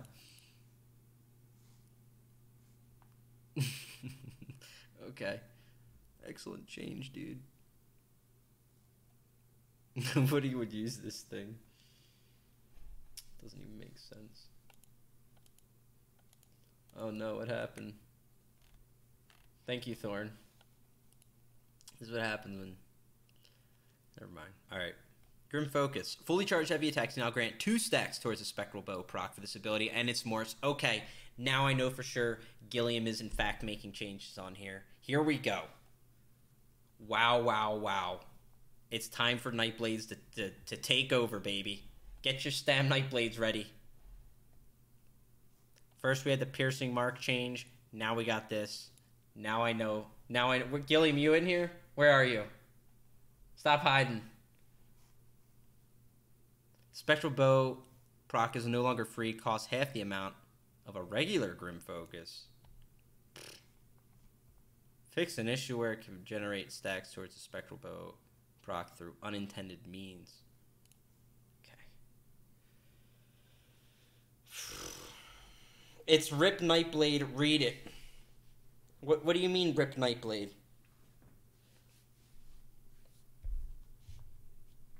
You son of a The bitch. heavy attacks things. Why are you guys okay, it costs, it's no longer free, okay. You son of a bitch. It's no longer free. Okay. Costs half the amount of a regular Grim Focus. But what are we angry about? Like, this is huge. Moontan, right? There's nothing bad about this. That's what I'm saying. Like, if you're playing, like, how you're supposed to play, and you do, like, dual-wield heavies and stuff on people, drive by and getting Stam back, I mean, you could just jump up 2 charges off a heavy attack, be like, oh, that's up, and I just heavy attacked you. Maybe I'll incap you now, and Spectre... I mean, there's just... I haven't even got great with Nightblade, but, boy, that's really nice, I feel. Because there's a lot of times I do want a heavy attack, and I do heavy attack on it, because I play it as kind of a brawler. So...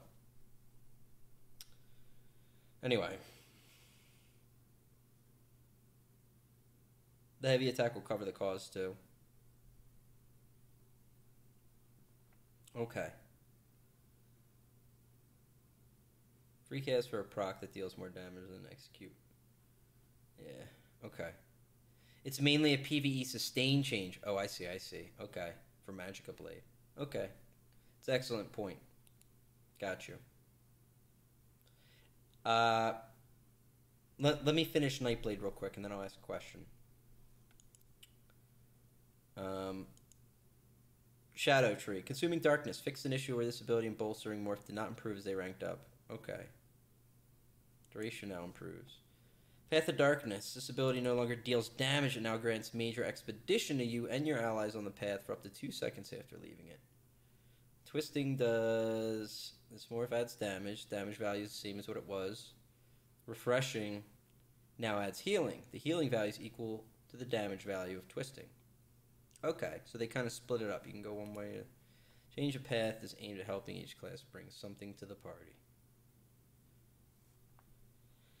Okay. Siphoning, power extraction, increase the damage done by its morph by approximately 25%. Wow. Okay, siphoning, fully charged heavies now restore twice the amount of health and restore for this ability and its morphs. Oh, wow. It wasn't just health. Health and resources. Wow. I mean, it's not, it doesn't like double your thing. It's for this skill, but that's still good. Especially how I play it in PvP. Because I heavy attack, I think, a decent amount. Okay. Strife, reduce the damage done by this ability by half. But it now also heals for half of the damage done. And can now target you or any ally. The total healing amount remains unchanged.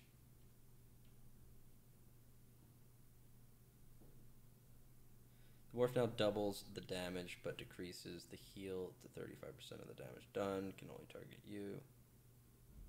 Minor Vitality has been removed. Funnel Health, this morph will now always heal you in addition to an ally. Swallow Soul Morph, we wanted to retain the current functionality of dealing high damage while also providing healing utility. The amount of healing provided for the group of Strife was so high that there wasn't enough trade-off with the morph choice. Now you can get that super powerful group utilities before, but now it comes at the cost of reduced damage. That super powerful group utility. I like it. Alright, initial thoughts of, like, I'm just asking some people that would know in here, maybe. By taking a shot at this for Nightblades, have they changed anything for PvE as far as their... I know their damage was high. Their sustain was also really good is what marked them up there. But is this really going to cut into it, just this?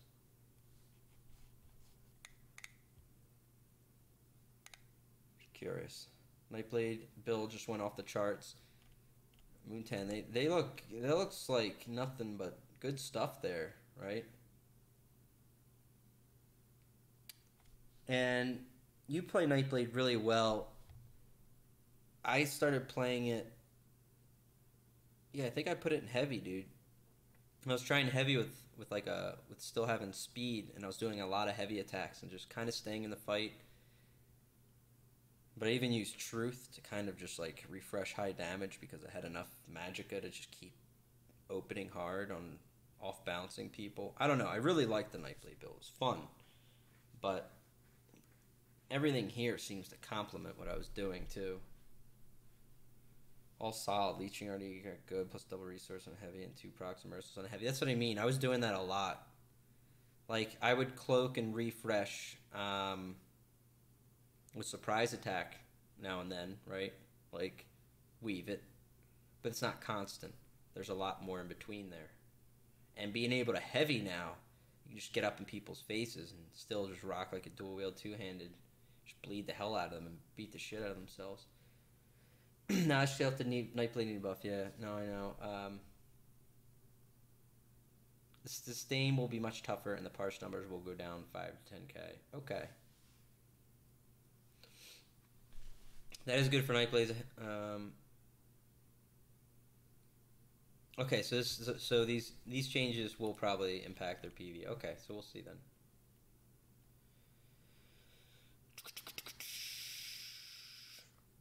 All right, let's move on. Let's go, says my name is Jeff. All right, Jeef, here we go. Sorcerer, Dark Magic, Crystal Shard, Crystal Fragment. The icon on your action bar now changes when you have the instant cast proc. Fix an issue where the instant would stop blocking. You would prevent... Okay. So they just made this smoother. Dark Exchange, ability and Smorsh now restore half the resources immediately and the other half over 20 seconds. Total resources restored has been increased by approximately 2%. The health restored remains unchanged. Dark Deal Morph. This morph now also has a cost reduction bonus as its morph effect.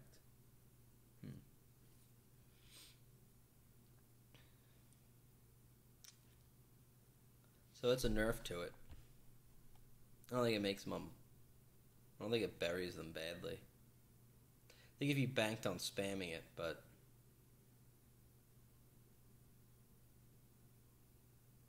Like, yeah, I don't think it's that bad. Rip Magicka Circ because of this? What? Rip your Stam Circ? Alright. Keep going. Okay. Room Prison. Oh, I didn't use this one. Stability and Smorsh now stun the target after 1.2 seconds. Visual effect will display on the target to wow. Okay. Initial application cannot be dodged, but if the target is dodging after 1.2, they will avoid the stun. Ooh. Is this counterplay? Increase the duration of the stun to 3 seconds from 2 seconds. I think this is the first time I've seen counterplay since 2016 in a patch notes. There was such a heated debate on Rune Prison. It's like they accidentally put counterplay back in. Wow. This will probably get reverted. Increase the damage done if the target fails to use break free before it ends. Okay. We wanted to clearly telegraph when this stun is coming since it doesn't use a projectile to indicate when it applies. You should now have some time to respond or prepare defenses. Prepare yourself. Okay. Does it give CC immunity? What do you mean? Dark deal? Probably fluoride. Yeah. Rip dark deal? I mean, you can't build a build that relies entirely on dark deal. But the more I played in no CP, the more I saw that was a bad idea. I could get away with that, spamming dark deal in CP campaign. But I will be quite honest with you guys. A lot of CP PvP feels extremely dumbed down. So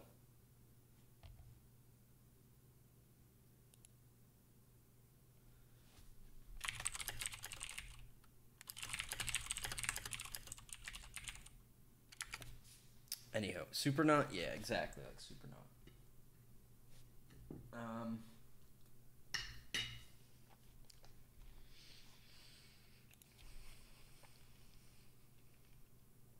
Okay. Daedric Summoning. Bound Armor. Increase the bonus block mitigation granted by this ability and its morphs to 36% from 20. Wow, that's a big jump. It's still, I remember this being expensive, but...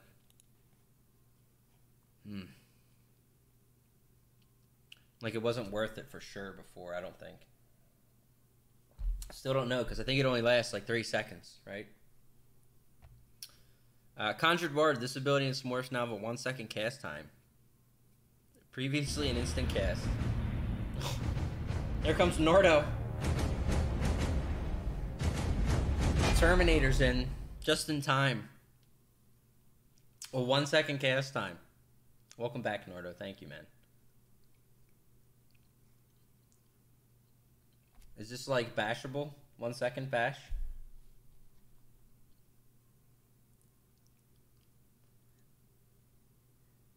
One second cast time. Can be interrupted, Fangrush. Wait, if you're interrupted, do you get CC immunity then?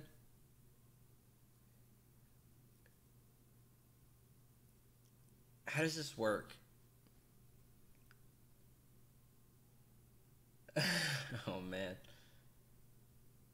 99% of the sorcerers will not be able to take this change. Oh, man. Listen, Magicasaurus aren't ready for this, okay? This is not the game they signed up for. They signed up for 3 shields instantly, 3 executes applied on target, okay? Curses that hit twice. What is this cast time shit? Okay.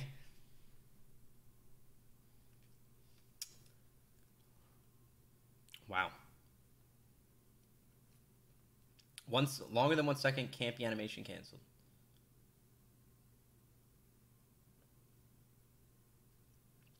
Wow, that's pretty heavy stuff. Bitch. Wait, did they do this for all shields? Does this happen for the light armor shield? Does this happen for the You son of a bitch. son of a bitch? Wait, what time is it? Oh wow.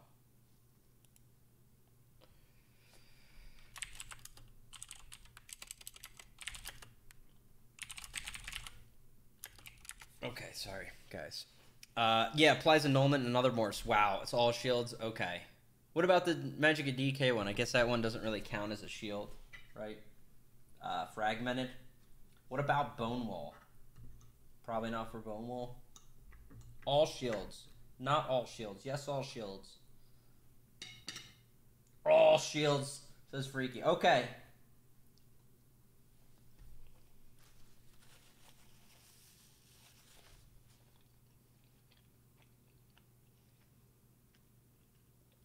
It doesn't apply to Healing Ward? Wow. I think Healing Ward was one of the most brutal ones because it would hit... There's so many times you get a guy low and they get Healing Ward and it's like, forget about it. When they pack it on with something else. Just forget it. I switch targets. I stopped chasing those Sorks because they're going to resto ult. It's just like, whatever. Just fucking leave. Kill them later. You can crit them now also, I know. Yeah, I don't think they're going to keep up with the pace that the Stam players bring in the current day.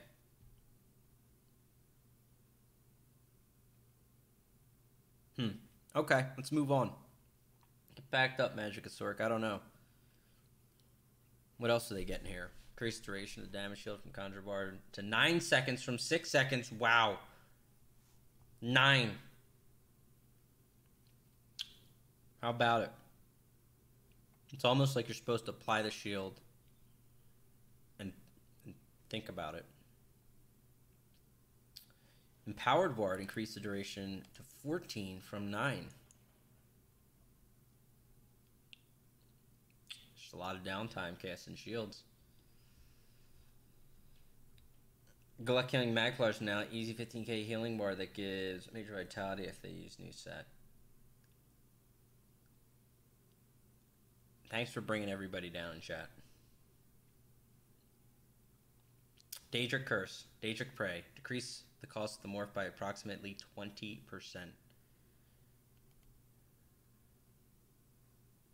Why? Why do this? Decrease the cost of special attack from this guy. Decrease the cost. I hate pets, man. I hate pet Sorks. Okay. I wonder how bashing... if you bash a shield, can you instantly start casting it again and it can't be bashed? Kind of like Dark Deal. How's it work? We have to figure that out. It's on cooldown. 2.5 sec cooldown. Oh baby. Yeah, no, they're dead. Any Magic Sork players I know that were good have either, for the most part, they've all quit the game, or they started playing something else at some point. Anything that's left on Magic Sork these days is not going to get through the change. They're all going to die. They're all going down in flames. Okay? Overload. Oh, baby. Overload changes. This ability is no longer grant a third bar. RIP. I think I knew this was coming. I think we said this somewhere. I kind of expected this. Weapon abilities can now be used while in overload mode and no longer hidden? You son of a You bitch. son of a bitch. We can finally break out the overload power fist build. So you can just kind of reverb someone and then hit him with an overload. Just rip him up. Or uppercut him and then overload him. You can no longer generate any ult while this ability is toggled on. Okay. You can now toggle this when you have 25 instead of 70. Okay. Light and heavy attacks are now off the global cooldown and can be woven with other abilities. Decrease the damage of the light attack by 50. Okay. That's probably better off. Increase the damage of the heavy. Oh. Gotta make the Raiden build come true, finally. Okay. So you're telling me I can use the new two-hander and just uppercut splash damage and then just go full Raiden mode and just cut them all down?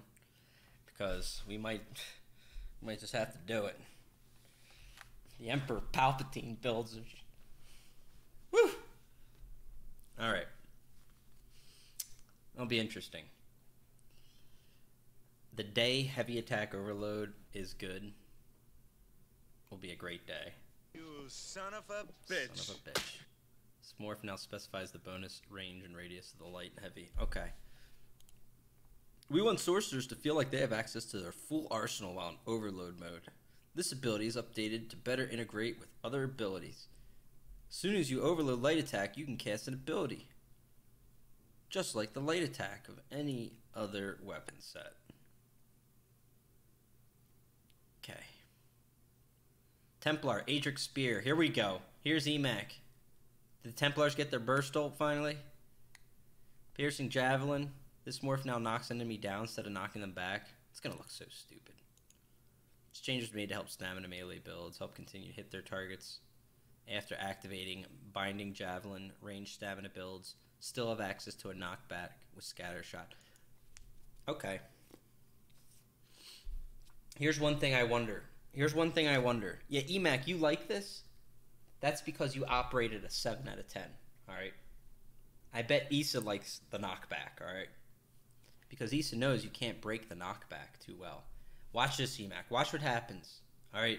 Javelin, you're going to be able to CC break it just like that. You're going to get up like it's Wrecking Blow and walk away, and you're never even going to follow up with your heavy attack, alright? Did you ever watch my Stamplar, EMAC, the Fooplar? Because he never misses a heavy. Javelin, heavy, lights out. Every time. No more Javelin through great. Stupid. Yeah. Issa hates it. Exactly. Because Issa's a professional when it comes to Stamplar. I like it. Fear talked about that a lot. Fear hasn't PvP'd since 2017. Okay, he came out one day, got packed up. We haven't seen him since. All right.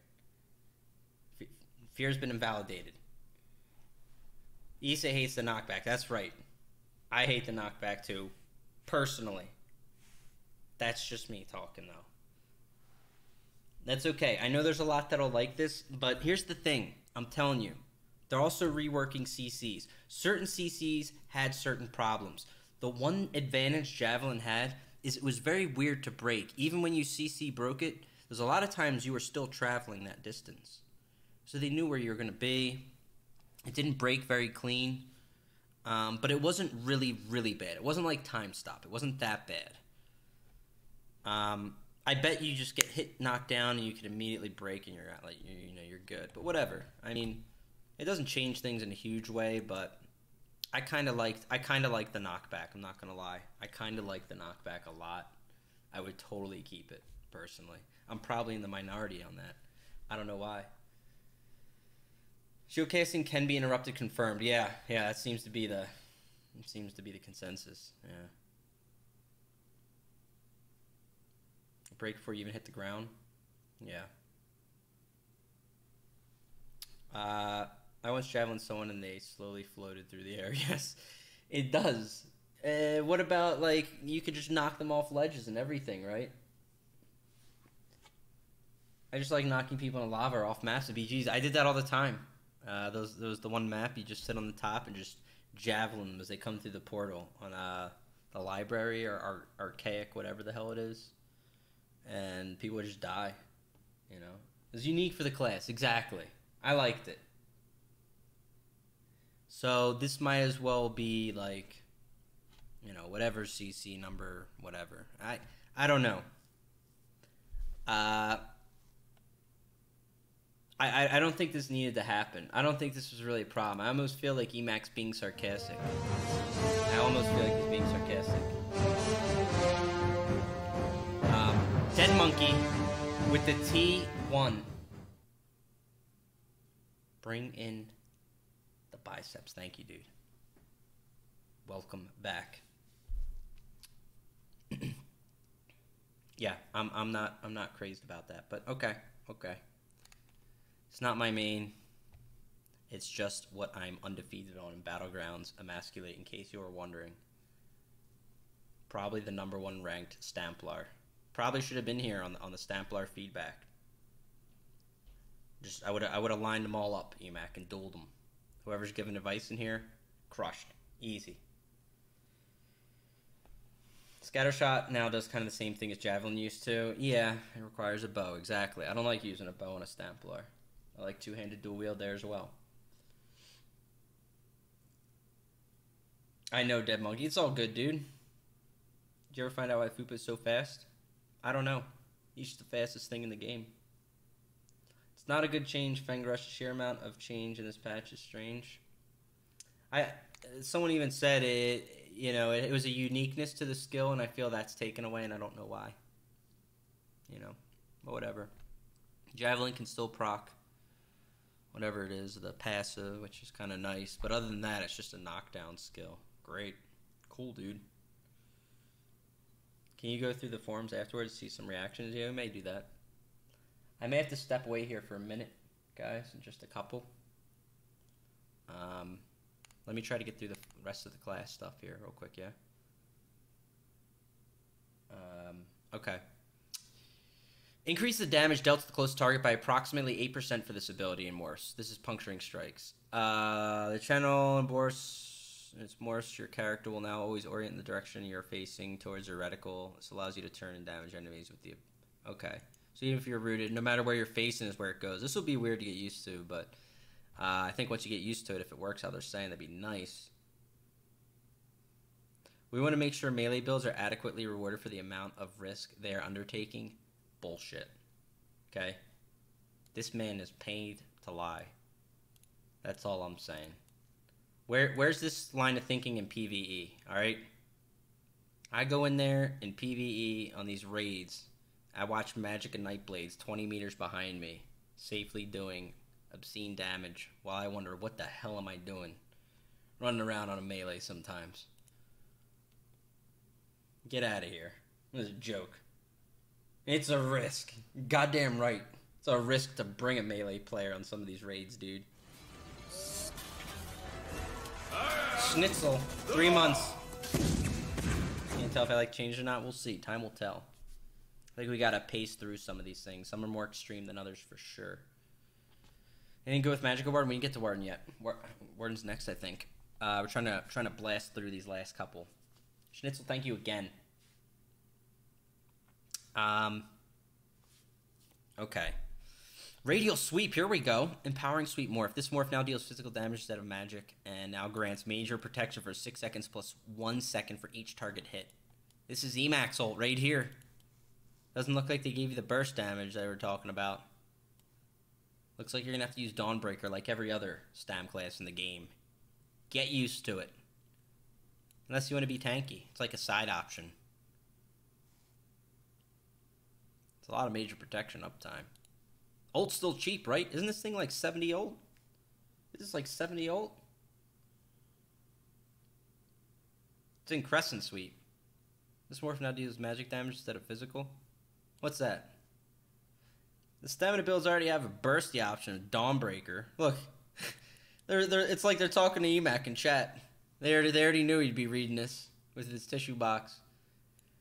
As stamina builds already have a bursty option with Dawnbreaker, Emac. Okay, we want a Magic Templars to have access to similar options in Crescent Sweep. This also expands the options of Stam Templars to have more defensive ultimate and empowering sweep to help fulfill the Brawler playstyle. You know what Brawler means to me? He ain't doing much in the middle of the fight, but okay. Spear Shards increase the damage done by this ability, and Luminous Shards by approximately 67%. Doesn't that already do a lot? Spear Shards, the thing you just chuck up that people pick up, right?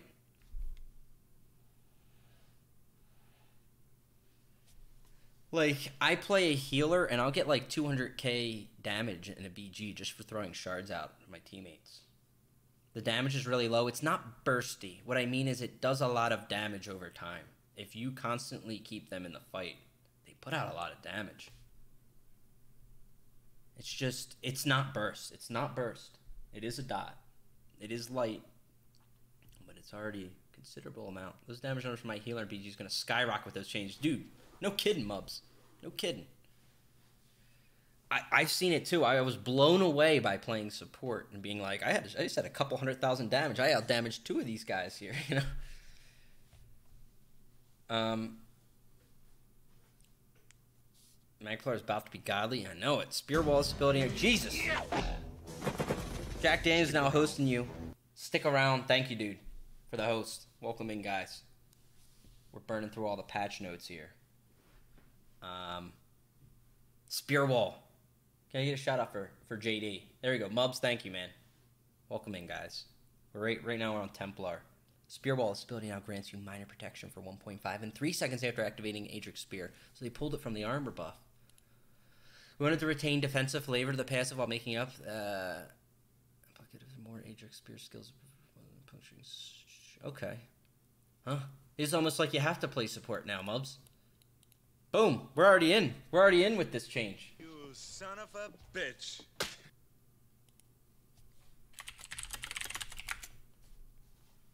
Did he read the Morph Blazing Spear? Did I? Increase the damage done from 60%. Loving it. Loving it. Is that a max level Sorks? Not this month.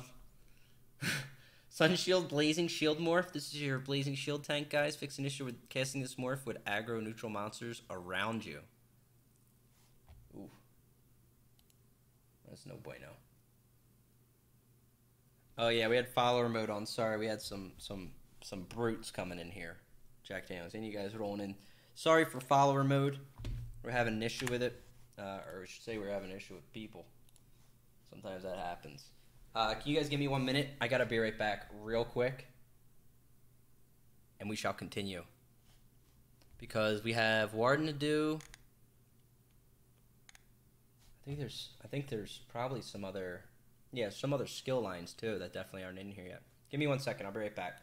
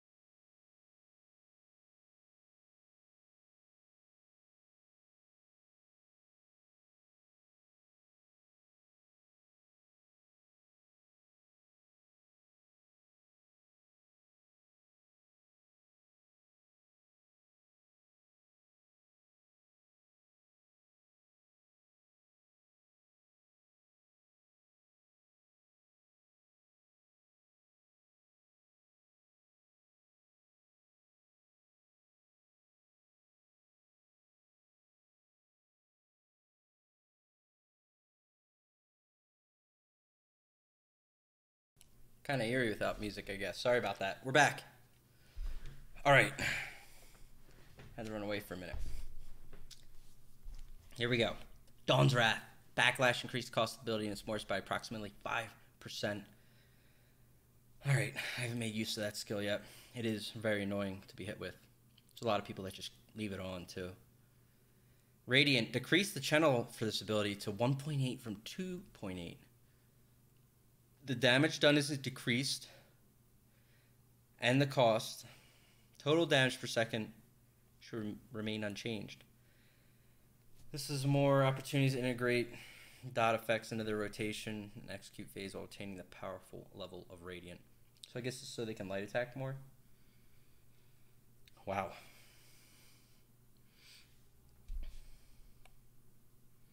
Wow. That'll probably hit. Boy. These are going to be the new Sorks, guys. Templars. Josh Gordon of the Pats, you kidding me? Typical.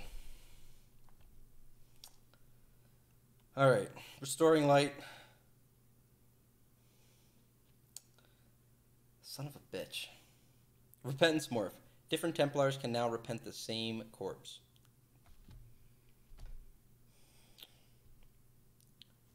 Why? I personally really like this. I thought this, again, this is just taking something out that's pretty cool to the game. Now everybody gets to repent. Too slow? Don't worry.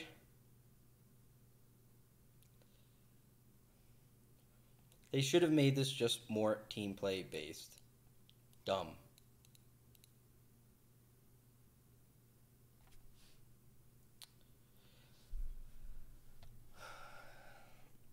Look at Fingers to face. He's so salty when I get buffed. You consider this a buff EMAC probably because you're one of the guys that's too slow to drain. Alright? If you're running next to Issa, you're loving all these changes. You're like, I love being the worst Templar in the group. These are the best changes I've ever had in my life. Everyone gets a trophy, that's right. EMAC gets all his trophies every time he plays now with Issa. Son of a bitch. Every time.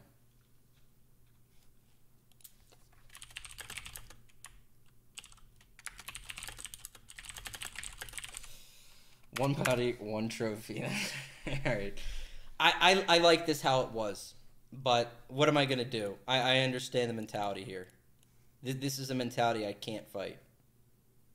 This is just happening more and more where it's like, so, I know that there's no room for changing on this, which is unfortunate.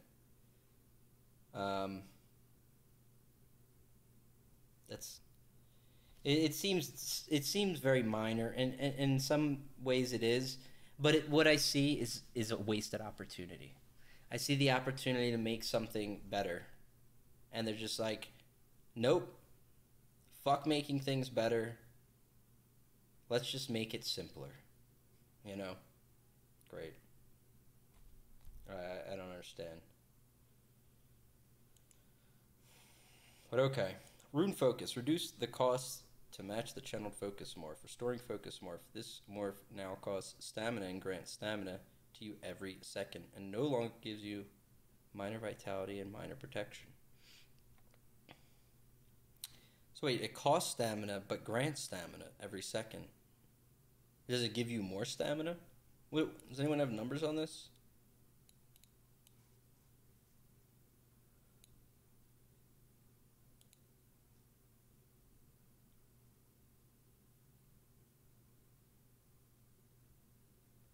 For Templar tanks playing with Stamplar DPS happened to be once in a group. The Stamplar DPS was getting pissed at the Templar tank for draining all the bodies. I hear you, man. Like, you know what it used to be, Chimney, is one guy would drain and he would give stamina to the other guy. Why not bring that back? Why not? Why not have it? You have one guy that drains the bodies, and there it is. It's been taken. Maybe the enemy comes in and drains the bodies, and now neither of you can. You know? I think it's because of PvE. You kill like 50 trash mobs, and you don't want to fill everyone's stam bar up. Okay. This is where you kind of want something to be different in PvP and PvE. But what are you going to do, dude? I'm on PTS right now. It gives you stamina. The change was made to make Templar tanks.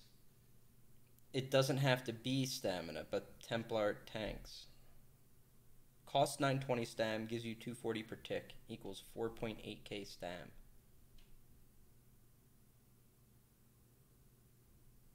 Do you have to be standing in it?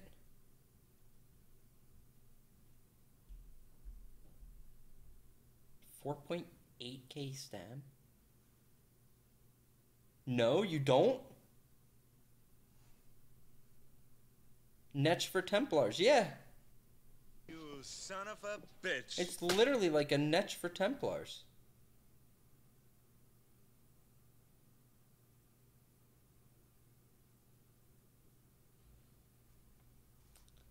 Okay. Well, you're probably going to see more Templars this patch, guys. Looks like they got buffed. You don't have to stand in it, but if you do stand in it, you get 50% more physical and spell resistance. Of course you do. Wow.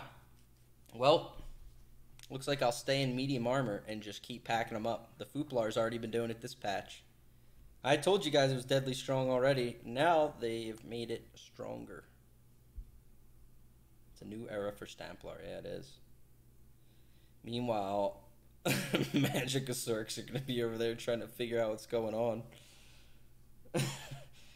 Alright, let's see what Warden. Animal Companions. Advanced species. Increase the bonus damage done for each companion ability slotted to 3% at rank 2. Previously 2. Why? We didn't need more damage. Okay. I'll take it. Betty Netch. Increase the resources restored by this ability in its morphs by approximately 60%. Fixed an issue where the beam effects would not display if you recast it. Oh, yeah. More damage. More sustain. We're 2 bullet points in. What's going on here? I didn't know. I expected this to go the opposite direction, actually. But okay. Dive. Cutting dive morph. This morph now also reduces the cost as a morph effect. Good. This will go well with my increased restoration on skills. Good, good. Screaming Cliff Racer. This no longer has a minimum range. 50%. Every meter away adds 1%. Okay. So that can up your damage. Alright. You son of a bitch. Why not just make it 500% and finish the job? So Netch is going to give more resources in Dark Deal, and the Netch is free. The Netch also gives you ultimate when you cast it. Okay? And if you use the Magic version, it's a free Purge, by the way. Okay? So. Cool.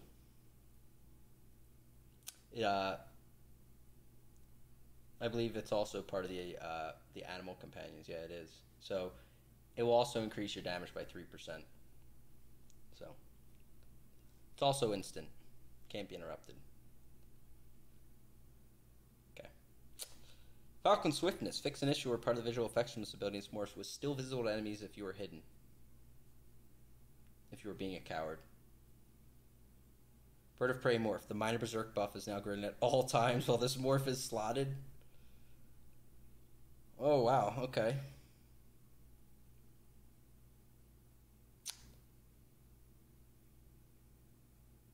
So if you have this on your front bar, it gives you 8% passive damage plus 3% now.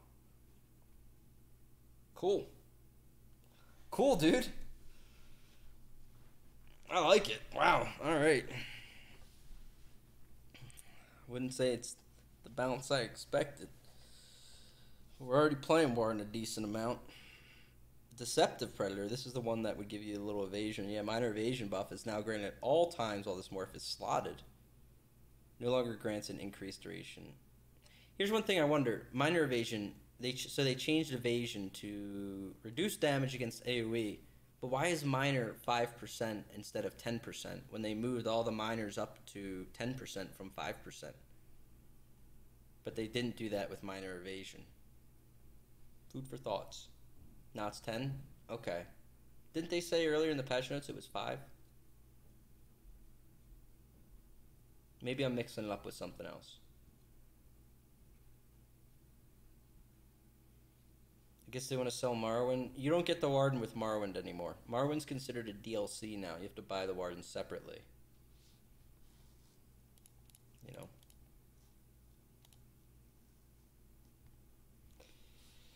Does anyone here even play Wardens? It's the lowest DPS class in the game. Don't even have to time him out. You can untime him out. Yeah, I mean, if they're making this change for PvE, God bless. You're gonna see a lot of them in PvP. I mean, they already are. They are the strongest stam right now. They just made them stronger. Unless they did something else somewhere here. You son of a bitch. And I guess the reason being is there really is no stam like dot type thing. I don't know. You know, I don't care. I don't like to try to get in the mind of it anymore to try to figure out what the hell's going on. The goal is changed to help reduce buff management with Wardens. Yeah, okay. Yeah, because this thing is a pain in the ass to keep up. I just made a build video and I didn't have this in it because it's a pain in the ass to keep up when you're retreating. But, shit, man. Just having it on your front bar is 11% more damage. That's going to be hard to pass up. Unless you have someone in your group using combat prayer. So. Anywho. Feral Guardian. Decrease the damage done by the bear summoned from this ability and its morphs by approximately 30%. Scorch. Reduce the cost and its morphs by 25. Swarm. Increase the cost of this ability's morphs by 30. Okay. This is for your magical warden. Green bounce. Maturation. The minor toughness granted by the passive now applies even if the target was completely overhealed. And its duration has been increased to 20 seconds. I can't wait to see the developer comment. What's the developer? You no longer have to think while playing the Warden. Just go get him, champ. Goal has changed to ensure all types of wards now have the ability to bring minor toughness to the group. You bet. Nature's Grass. This ability can now target your Feral Guardian and its morphs. Huh, that's kind of cool.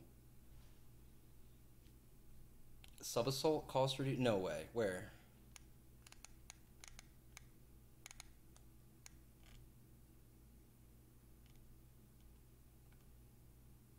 No, it's not. Sub-assault's an animal companion.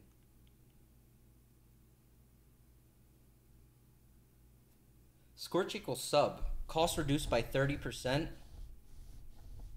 Oh, I'm getting Scorch mixed up with the dot, which is Swarm. But they're saying Swarm in its morphs. Okay. Oh my god. Sub-assault. Sub-assault reduced by 25. That was a very expensive skill. It's part of why I didn't use it with Sword and Ward and non-CP. Holy shit, dude.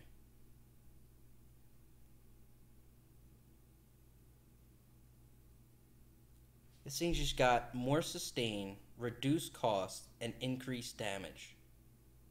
And made things easier to just maintain it.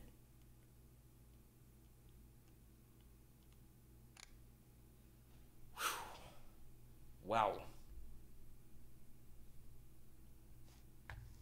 This is how you know PvP is a far second. Because nobody that PvPs would say, seems good, man. Like, not even remotely. You can't even accidentally greenlight that as a PvPer.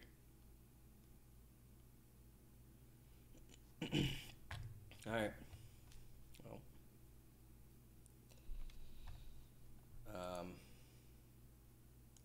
Just saying, like, if... Okay. Which is weird, because, like, the Sorc changes seem targeted at, like, PvP ideas. It's like, so we're gonna mess with shields, to offer counterplay, and whatever. We'll see how that pans out, right? It doesn't look too good right now for them. They're like, so Warden... I know Stam Warden's really strong, but we need to give us some buffs in there, and gotta reduce some of the costs. We gotta give him a little more sustain.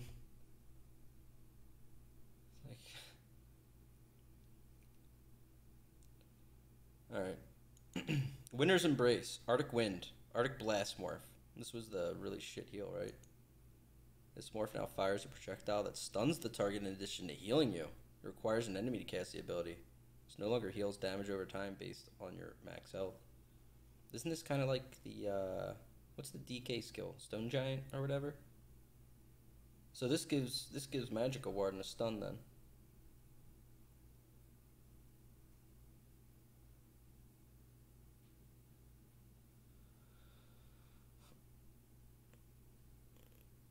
But we can destroy bridges, correct, yep.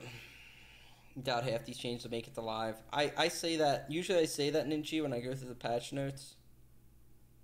And I'd say at least 90 to 95% of this goes through. Just saying. So, I say that a lot. Well, what did I say about that last patch? Something I thought was absurd. I was like, yeah, no way that goes live. Shit went live. Like Rune Cage changes? Yeah, Rune Cage. I was like, no way this goes live. And it went live, but they ended up changing it again like 2 weeks in, I think, right? But I was just like, you know, this thing has no counterplay and nothing. It was instant, you know. It was bullshit. Rune Cage at its peak was bullshit. And they're just like, yeah, it's cool, dude. Just put it in there. Dark Deal, change, kill DSO for you, Strobe. We'll see. I don't think it's going to be that bad. If you had to play Stam Circ and you banked everything like that, then yeah, it'd probably be a problem. But frankly, like, and don't get me wrong, I kind of did that with Supernaut, right? It'll need to be really changed up. And Stam Circ of old, 3-bar, you know, a lot of it changes, absolutely. It almost begs, what do they really have over some other people when you start factoring in some other things? Like, I'm looking at the Templar and Warden right now. I mean, both of them just got buffs in sustain. The Warden was already strong, dude. I mean, god damn. That subterranean reduced cost by 25% is huge. That's so much resource saved. And then you get a lot more from the niche. Stun is only usable by HP Warden, since now the heal can't be used unless you have a target. All it does in PvP, heal for 5% and stun. Right. I hear you. Yeah, I don't think it'll be crazy. And what's Impaling Shards? The root fix an issue where the visual effects of this and its morphs did not persist? Okay, whatever.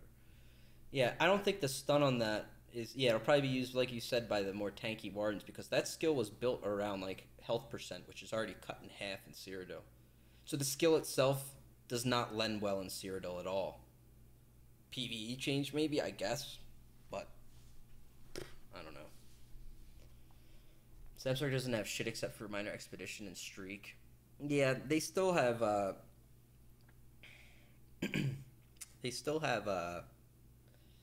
boy, what is it called?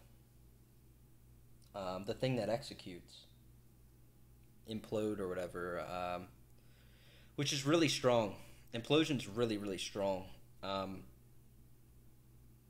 It's so random how it goes off. If you actually understand how Implosion works, it's like the skill's broken. It's always been broken. I've kind of said it before. I didn't make a big deal out of it because I played Stam Circ, but it works the same way with Magicka Circ. It's the way the passive works. The passives work like this with a lot of skills. Let's say you're a player with 20k HP, right? And you are currently at 10k. You're at 50% of your health. Now somebody Dawn breaks you for 8k damage. It's going to put you at 2k health, right? Now when that Dawnbreaker hits you, because it's going to drop you into that execute threshold for that passive to proc, it has a chance, and it can and will proc off that initial hit. Now if the passive functioned as you read it, what it would mean is at 10k health you would have to get Dawnbroken for 8k, get taken to 2k health, and then after that you could be imploded by, say, a dot, a melee attack, whatever else comes next. But no, that's not how it actually works. And that's why sometimes Mage's Wrath would execute you and you would implode at the same time. And there's just other things. Dawnbreaker's a great example. I've done this to people many times. I've Dawnbroke them and then they instantly implode before anything else happened. And this is because the coding, I guess, is just really bad. It's like it checks the requirement. It's like, listen, he has 10k health. He's going to go to 2k, which means the passive will be, you know, able to be applied. It's like, well, fuck it. Let's just apply it while he's got 10k health, because that's technically what it's doing, you know? It's not implosion RNG. It's not RNG. It's how the numbers work. So you could technically be imploded You could be at like fucking full health. Say you have 17k health. You get Dawnbroke for 15k. You could instantly be imploded off that one hit. That one hit could have just instantly killed you because you got Dawnbroke and imploded. So it's a matter in how it's coded, and it's very poor. So anyhow, it's 15% HP, isn't it? I don't know. It doesn't matter. The point still stands. You can chunk somebody's health before they're in that department. At which point you'd be like, this pass fucking sucks. But it actually doesn't suck, because if you do heavy burst damage, you can implode somebody, you know, while you're hitting them at half health. And suddenly they take that damage and implode at the same time. You're like, cool. Got him. You know? But all in all, do I think it'll outperform, you know, how Warden's looking right now? Or, god damn, even Templar. I thought Templar was already really good, man, but they're looking even better.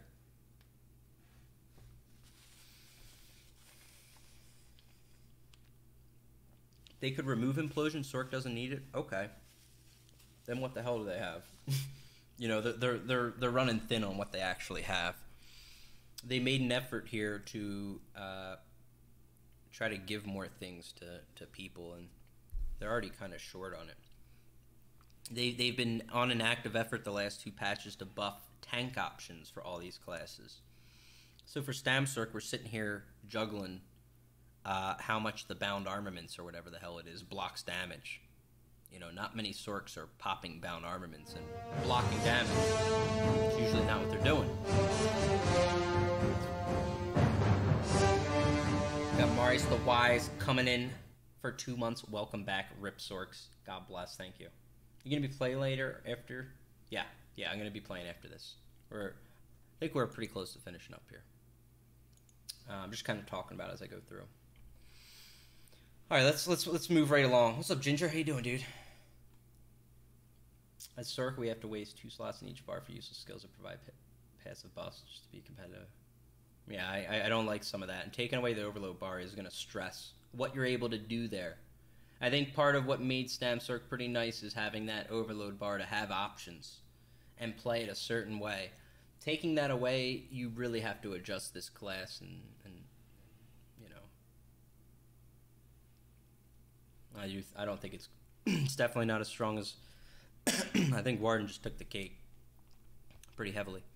Weapon, dual wield, blade cloak. This ability is morph now grant major evasion. Okay. Bow arrow spray. Fix an issue where the dot of this morph was breaking invisibility of shadow cloak. Scatter shot, increase the range of this ability in morphs to 28 meters from 10. Wow. So you can do a 28 meter knockback? Okay. Destruction Staff. Increase the damage done by this ability in morphs by approximately 25%. Okay. Trying to bring back Impulse. Armor, light armor, annulment. This ability is morphs now have a 1 second cast time, previously instant. Increase the duration of the shield to 9 from 6. Damage shields are very powerful because they can be used instantly to reduce incoming damage and allow the user to stack offensive stats while also being very difficult to kill. Adding a cast time increasing duration makes ability to use proactively before damage happens. Okay. Good luck out there, light armor guys. Evocation. Lavish. 3 months. Welcome back.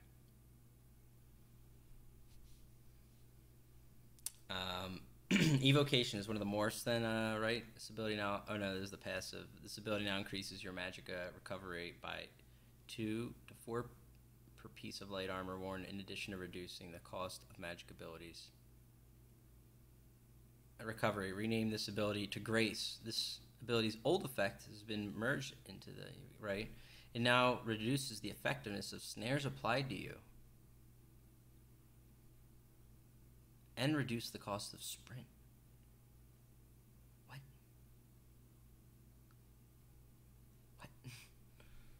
Light armor Reduce cost of sprint.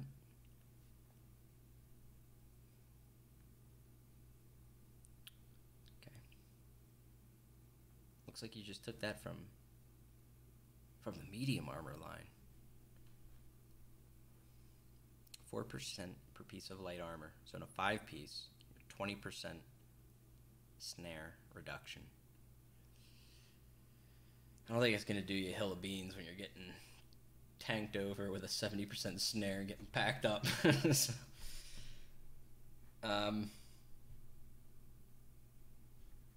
melee, magic, and nightblade incoming. Alright. Alright, let's look at medium armor. That's what I'm here for, baby. All these changes are aimed at making light armor more attractive to magic users in both PvE and PvP scenarios. Are you guys more attracted to this right now? Is light armor more attractive to you now? Our kills coming in with the prime. Thank you. Another one.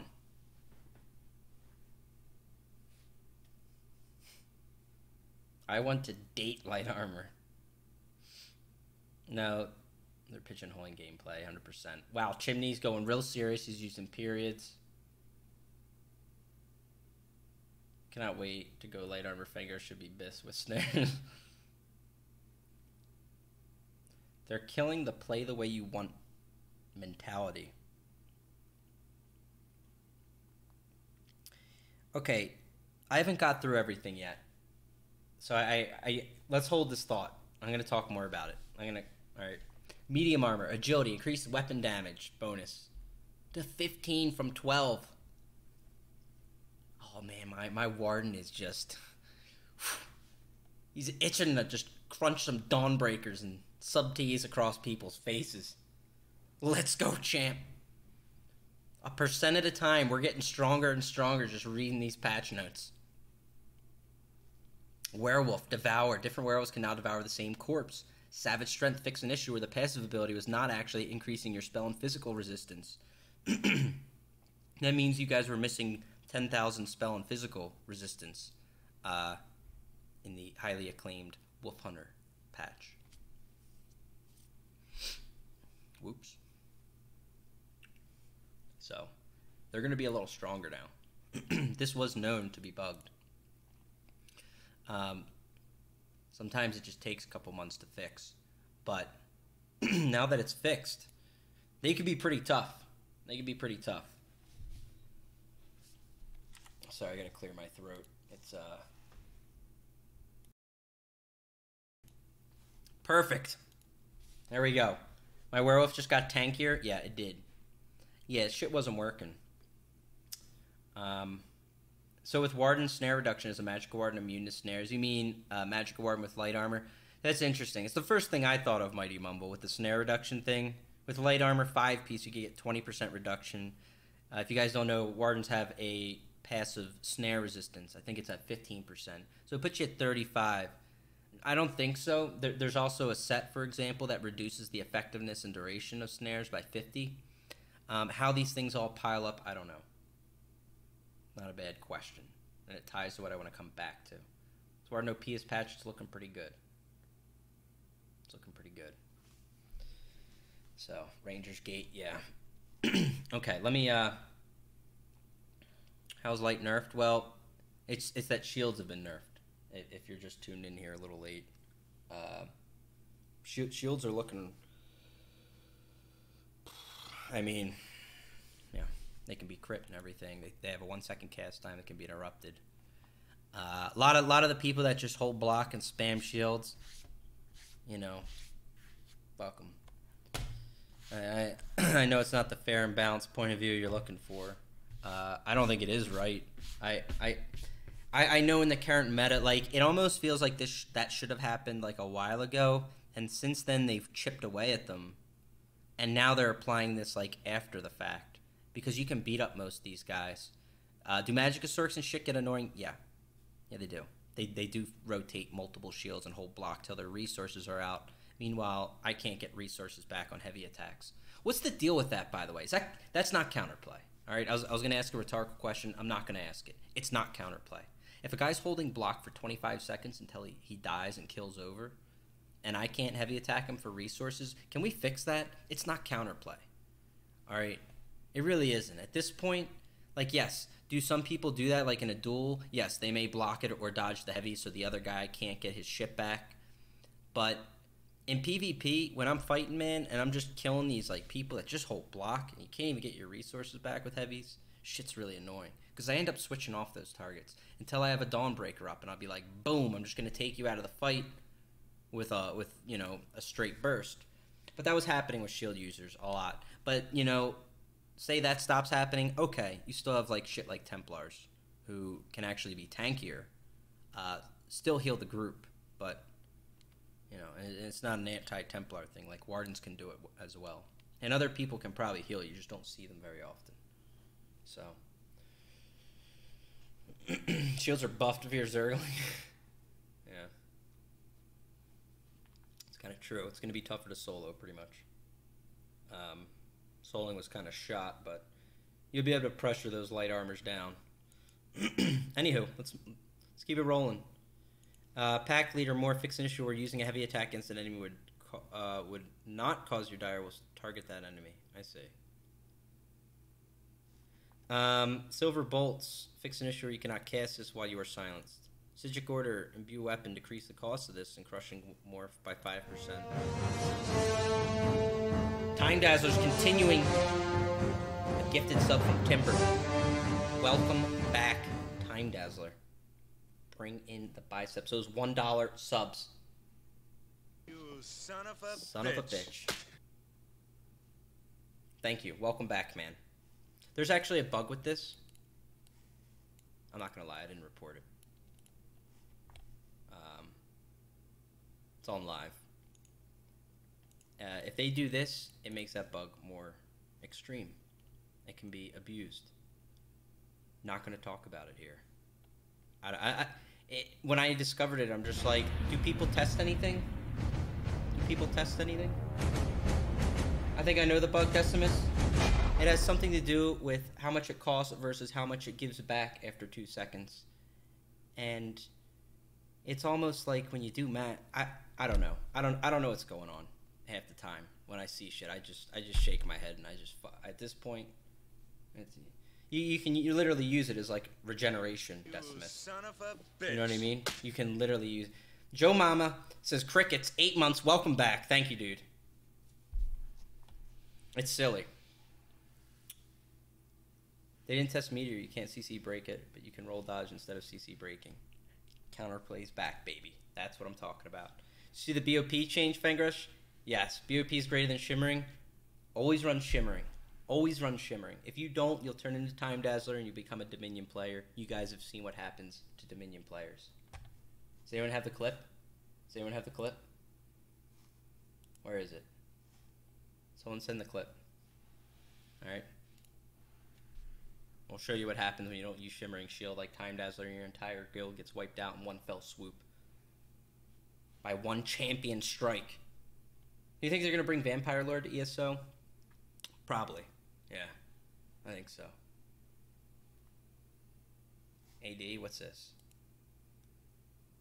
Yeah, pretty much. You need Shimmering Shield for this kind of gameplay. So. Goddamn skeevers, that's right. I saw the change to roll dodge, right? You can no longer dodge snipe while it's being casted. Right. Yeah, if I understand it correctly, you have to dodge. Here's what would happen, apparently. If you were dodging while someone launched something, you came out of that dodge and you were able to be hit, you should have been hit, but you weren't. The new thing is now, I think it's not about when the projectile is created. It's a matter of when it's in flight. And, you know, not really in flight, but when it's going to hit you type shit. If I understand it correctly. So, that was my meme from like 2 years ago. Still applies. Still works every day. Okay. Anyway. Staying focused here. This is broke. It's up to you guys if you want to fix it. I made a solemn promise on the stream. I said I'm not reporting any more bugs till sprint bug is fixed. So I stopped reporting bugs. I'm waiting for sprint bug, which I'm sure is down here in the later part, like known issues, or I'm sure we'll find it. Undaunted, inner fire, inner beast morph. Fix an issue where you cannot cast this morph while you are silenced.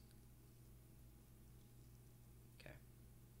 You know when else you can't, well, you know what, you can cast this in PvP, but just an FYI, you haven't been able to synergize this skill in PvP. Okay. I know people are not testing anything in PvP, but I just wanted to confirm there's a couple synergies that don't actually even work in PvP. And then we have trapping webs. Remember that undaunted skill? You talk about underused skills. When was the last time you guys saw someone use the fucking trapping web skill? Where they throw it out and you can synergize it for a fear or the poison damage with the spiders. Which, by the way, is the only, or one of the only, I think it might be one of the only or only physical synergies. Did they fix synergies? That was a known issue too. Synergies are all spell based. Spell pen, spell damage. Is anyone listening to me here? We got a notepad? Trapping webs needs love. I know. It's like a 2-meter radius, you know? You can't use it right now. It stopped. It used to work in PvP. It wasn't useful, but you could synergize it. The last time I remember they put in Harmony jewelry, and I put on Harmony. I said, all right, let's test trapping webs.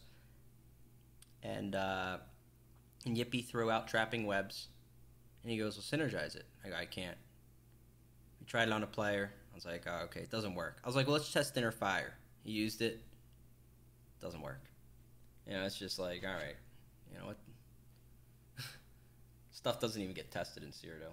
I can't, boss. It doesn't work. So it's kind of sad, you know.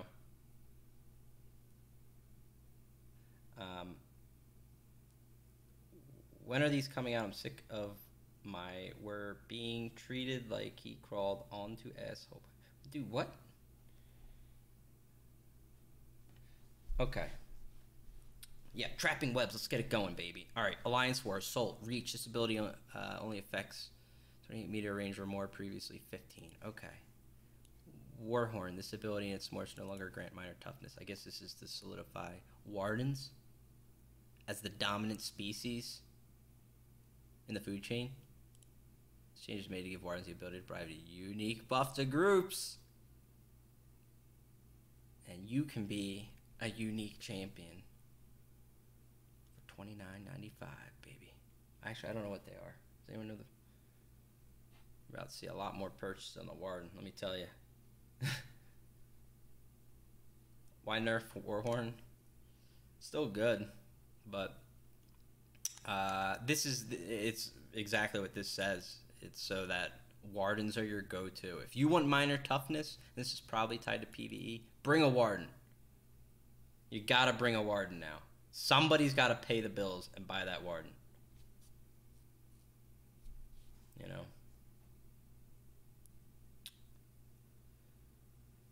It's true, though. It is. I mean, I don't think can you get it anywhere else now? You can get it out of a passive armor set. That's about it.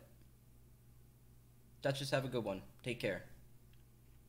Champion system. The Apprentice. Spell precision. Decrease spell. Oh. So they decrease the crit on both of them. Okay, I was about to say, what's done in one should be done in the other. Should reduce DPS. Critical rates in line after increasing changes to my... Oh, right. Okay. Yeah. So, if you didn't read that, this is to keep them... So they buff the minor buffs, which you would be expected to have, so they lower these. This pans out as a win in non-CP, because you don't get these in non-CP. Which means these buffs will be much more valuable in non-CP, which I know a non-PvPer is like, what does that mean? Shadow, Befouled. Fix an issue or placing points into this ability or not updating the tooltip. Okay. So we fixed something on binding weapons, decrease the effectiveness of poisons that increase magic and stam to 10, previously 30. Whew! Right again. I'm not going to take the cake on all this one, but I'm just saying, how many of us told you were going to have to do this one day? How many of us told you? This shit used to be at 60, dude. Let me take you down memory lane, all right? They put this on the PTS before at 30%. We said this is too strong. It's too strong. This was the Dark Brotherhood patch. We said poison's too strong in the PTS. You gotta knock that shit down from 30%. They said, we have received your feedback, thank you. They're now 60%. And we said, I think you misread what all 2,000 of us or so said. It's too strong. You made it worse. Yes, thank you for your feedback. Eventually, in time, after Dark Brotherhood came out and was sold, it came back down to 30. And now it's at a much healthier looking place. 10%. You son of Yeah. a bitch. That's what I'm talking about. Man, this is just like the other AoE caps. Woo! It's coming all full circle, baby. Dynamic ult gen. Is that coming soon? Am I gonna see that? I can't wait. But all right, that's excellent. Great news, though. Okay, at the end of the story, everyone's happy now. All right, Dark Brotherhood got sold. 2018, November, December, October, whatever, we got these babies down to 10%. Mission accomplished. Remember the snares on gap close used to be 100%? Listen. Okay. All right. Glyphs. Observe stam enchantment. This glyph now deals physical damage instead of magic damage. Okay. Good. Scales. Crusher. This glyph now prioritizes the highest value debuff on the target. A lower value Crusher enchantment proc cannot overwrite a higher value one. Good. Weakening. This glyph now always prioritizes the highest value. Good. Dynamic ult gen will be a Warden passive. I'm ready. I'm ready. This is beautiful. What's up, KR? How you doing?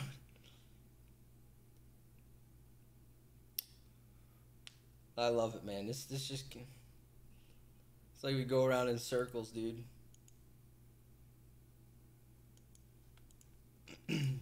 It's a great feeling, though. You end up reading this, and you can sit here and be like, I told you so. I knew I was right. Right? What can they do about it? I knew I was right. From the outset. It just takes time sometimes, you know. Alright, item sets. Fix an issue where healing ability tooltips were not being updated when you had an item set bonus that increased healing done. Okay. Are these just like things fixes? Fix an issue where this set was not increasing duration of major protection buff from Remembrance Morph? Oh man, the things that are like end up broken. Alright, fix an issue where this appearance item set lasting full duration if you are wearing... Wait, what? Damage area radius was approximately 100%. Alright, whatever. Alliance War and PvP. The river now slightly wider in various locations and safer shorelines. So we showed this earlier. We showed some pictures of the shoreline, the destructible bridge. No one can pass now, alright? So, those things are going to be down all the time. All the time. You're going to have a bunch of 80 nerds shooting down bridges, screaming, "You shall not pass," in their pajamas at home. All day. So don't expect to use the bridges anymore. I guarantee you they're not going to be up much. Crafters, take note. Many resource nodes have been moved that were previously in areas where new structures or structures have been placed. Yeah. Okay. Let me tell you about all the crafters that were picking up nodes in Cyrodiil. You Cyrodiil harvesters, take note. Okay. There's a change coming. If you're... Okay. Double the damage from slaughterfish. Nom nom. Okay. Lunar Fang Docks now has a makeshift pontoon bridge, which cannot be destroyed. Okay. What is a pontoon bridge? Learn something every day, guys, if you really try. A flat-bottom boat or hollow metal cylinder used with others to support a temporary bridge or floating landing stage. How ironic. A temporary bridge. Yet it's the only one that will be permanent on the river. Okay. That's what a pontoon is. Alright. That actually will probably be a cool place to fight. I won't lie. That's a cool little area. You kind of like drop down. It's where, if I understand, it's where the werewolf sky shard was. You guys ever picked it up? There's little docks there, and there's a boat. You jump in it, you're fucked. That'll probably be a pretty cool area. You know, when they hire, they're not hiring me. That's not happening. I'm good. I like what I do. Streaming full time is a good way to go, you know. Plus, I'm moving away from the east. You son of a bitch. Lunar Fang Docks. Right, we just read that. Added new tunnels. The tunnels will probably be a little interesting. Won't lie. Because with the bridge, you can knock people into the water, right? If the tunnels are pretty you know, I don't know how big these tunnels are going to be, right? If they're pretty narrow hallways, then people are going to get packed up in those tunnels, all right? It's going to be brutal. So, boy, how much more do we? Okay, we're most of the way through. Move the book in Chowman Keep to Zimmeran's war table. What the hell are they talking about? What's the book? It's like the Bible. Is there some kind of? Oh, I know what one they mean. Okay, never mind. Town guards. I'm pretty sure everybody that was mentioned in the book is not playing the game anymore. Just saying. It was a book they wrote with like alpha testers in the first battle at Chowman or something.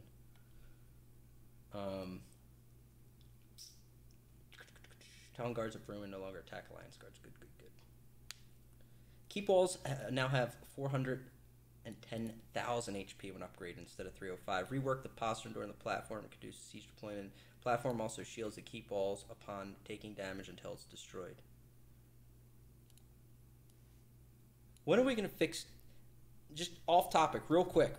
Just going to throw it out there. Constructive topic. I know I'd said it before, and I know it was heard, but it never happened. I don't know if other people have different opinions, but let me just explain the situation real quick. You've taken down a wall. It's less frequent with walls. It's more frequent with doors. If you take a door down, 0%, the door flaps are open now, right? You're shooting siege through the door. The enemy's shooting siege outside through you. Meanwhile, there's some sneaky guy is able to apparently prop up the doors again and repair them while they are in combat. And what it takes to hit the door and put it back in combat is kind of ridiculous. Okay, keep doors. They should be like flagged for in combat. All right. Personally, I am not a fan of people just repairing doors in your face with, you know, if there's treb shots and ballista bolts flying through a doorway, nobody's setting up a door. Okay? I don't think. And I think you should, my point is, you should have to fight the battle before you prop the door up. Okay? If someone sees in your door, you want to go kill the guy so you can repair the door. Not be like, oh, shooting 35 ballista bolts through the door, no problem. Just get Joe up there. He's great. Just put him in sneak next to the door behind the wall. He's good. He'll repair it. Now we have to burst it down again. Repeat, repeat, repeat. Time Dazzler, you know what I'm talking about because you know what I'm talking about. This is Dominion in a nutshell, man. They have all these little nooks they get stuck in, and you just repair them. We can't put it in combat. Finish the siege, then repair the walls. It might seem minor, but it's pretty aggravating to sieging. It really is. Things just come off combat, just like that. You know, just in a moment they come off combat. At about the same rate, your siege magically burns to the ground. Why does siege burn to the ground still, anyway? Didn't they do that a long time ago to stop ground oils? But they're not a thing anymore? I don't know. Okay. I missed this one. 3 tutorial quests in Cyrodiil no longer grant panel mid-year boxes during mid-year mayhem. Okay, good. Mile gates and bridges. Bridges are now slightly more elongated compared to their non-destructible cousins. Slightly adjusted the terrain around mile gates. Okay. Following structures have been moved so the impact siege weapons are more accurate. Ash Mile Gate has moved south. Okay. Alessia Bridge has moved northwest. Yeah, this makes sense because the north couldn't hit it very well. Whereas the south could just pummel the hell out of it. Dominion. Get about 35 ballista on that wall immediately. Alessia Bridge has moved northwest. So... Oh, so they took it out into the sea, I guess, a little. The landscape has changed those gates too? Okay. Okay. The Nibbin Bridge, the second bridge in the Nibbin River has moved north, and the Wayne Mile Gate has moved to the west. Okay. We'll check these out too. Made minor adjustments to the southern side of Chalman Mile Gate to ensure siege weapon is more accurate. The southern side of Chalman Mile Gate. Oh, okay. Okay. Outposts. People have been talking about this. I've seen this in the forums, complaining that the one outpost is not an outpost. The Cropsford down at the southeast, right? I get their point too. Taking a town versus an outpost is a totally different thing. So that may cause some issues, but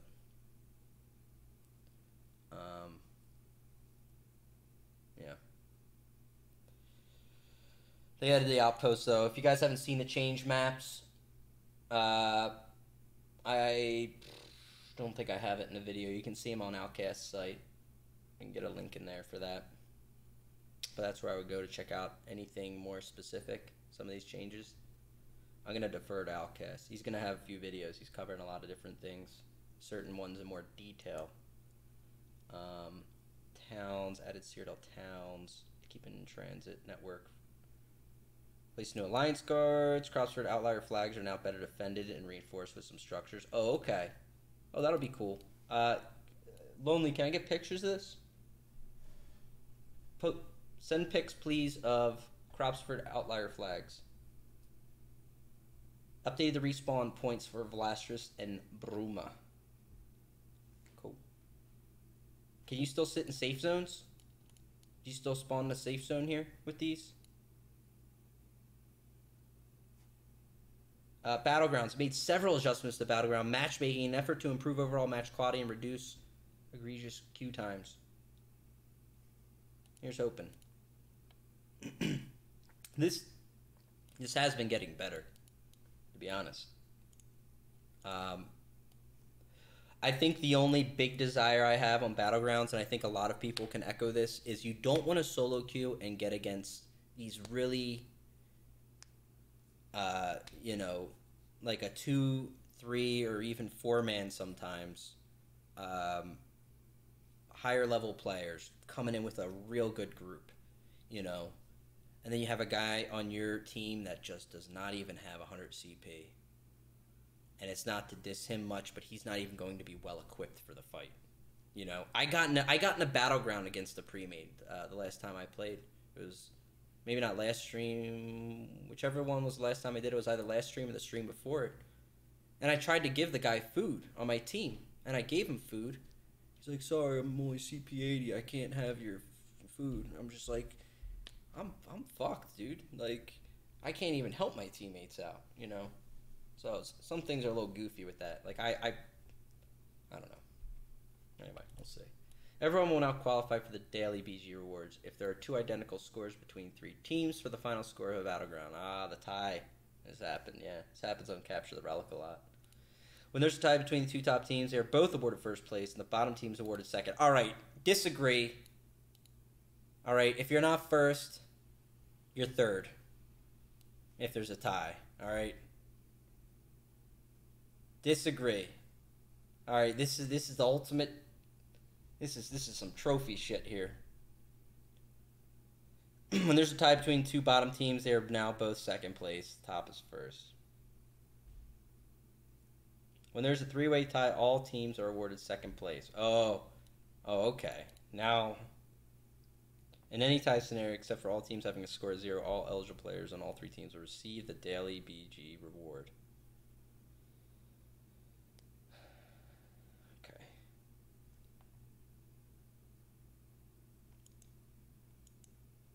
The forearms of female characters will no longer float while leaning on their knees in the sitting position. What the fuck are people doing?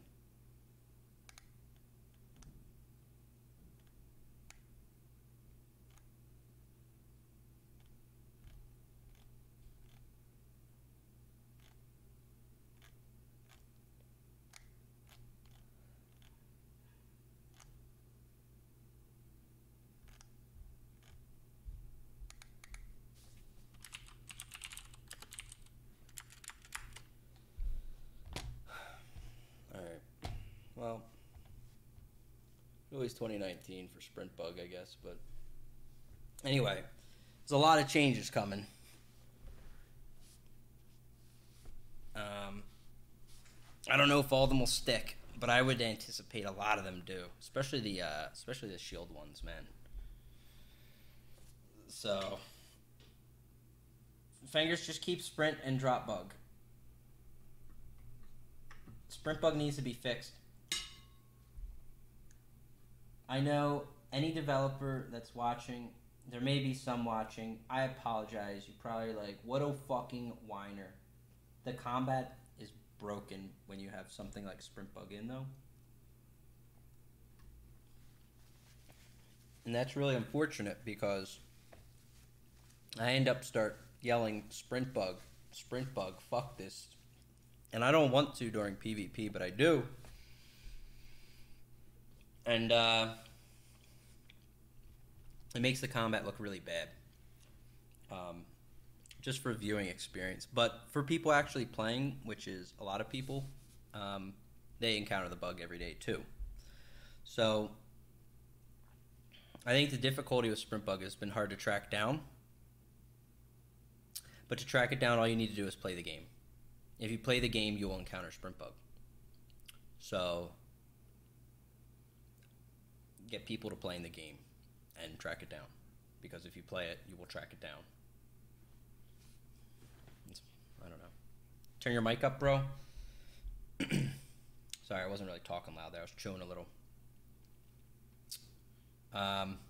They said they haven't found out what caused Sprint Bug. But haven't you said sprinting on bumpy terrain caused it? It looked like it. I don't know.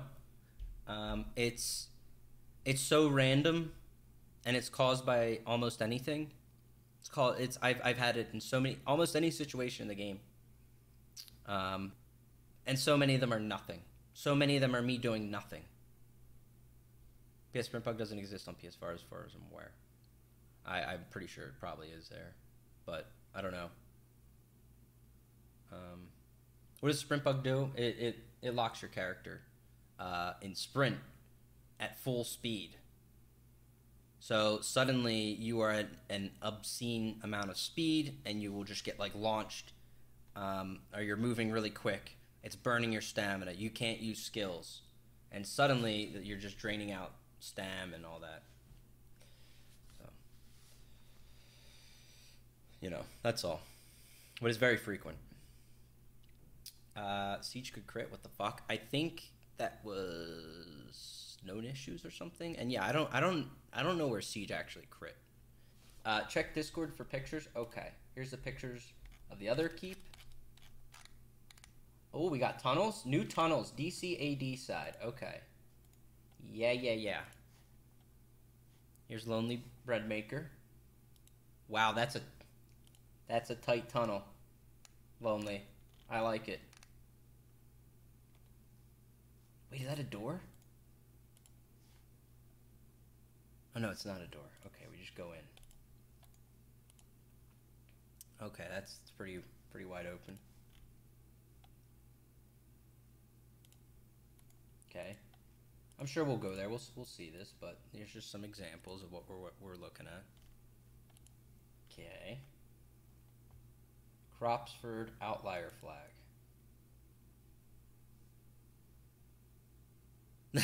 That's your defensible position? This is a target to be sieged by more Dominion catapults than you've ever seen in your life. This is a platform to get lampooned, alright? God bless. Pact. Good luck. You're gonna get ripped.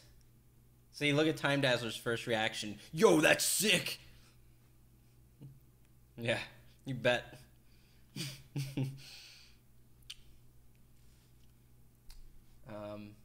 It's certainly not an outpost, but yeah, we'll see how it goes. It's not in the DC area. But yeah, it looks good.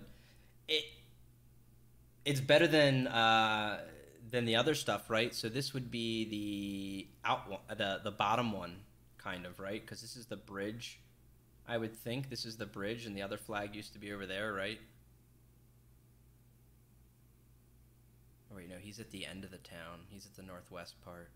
So the other flag should be down here, and then the other back here.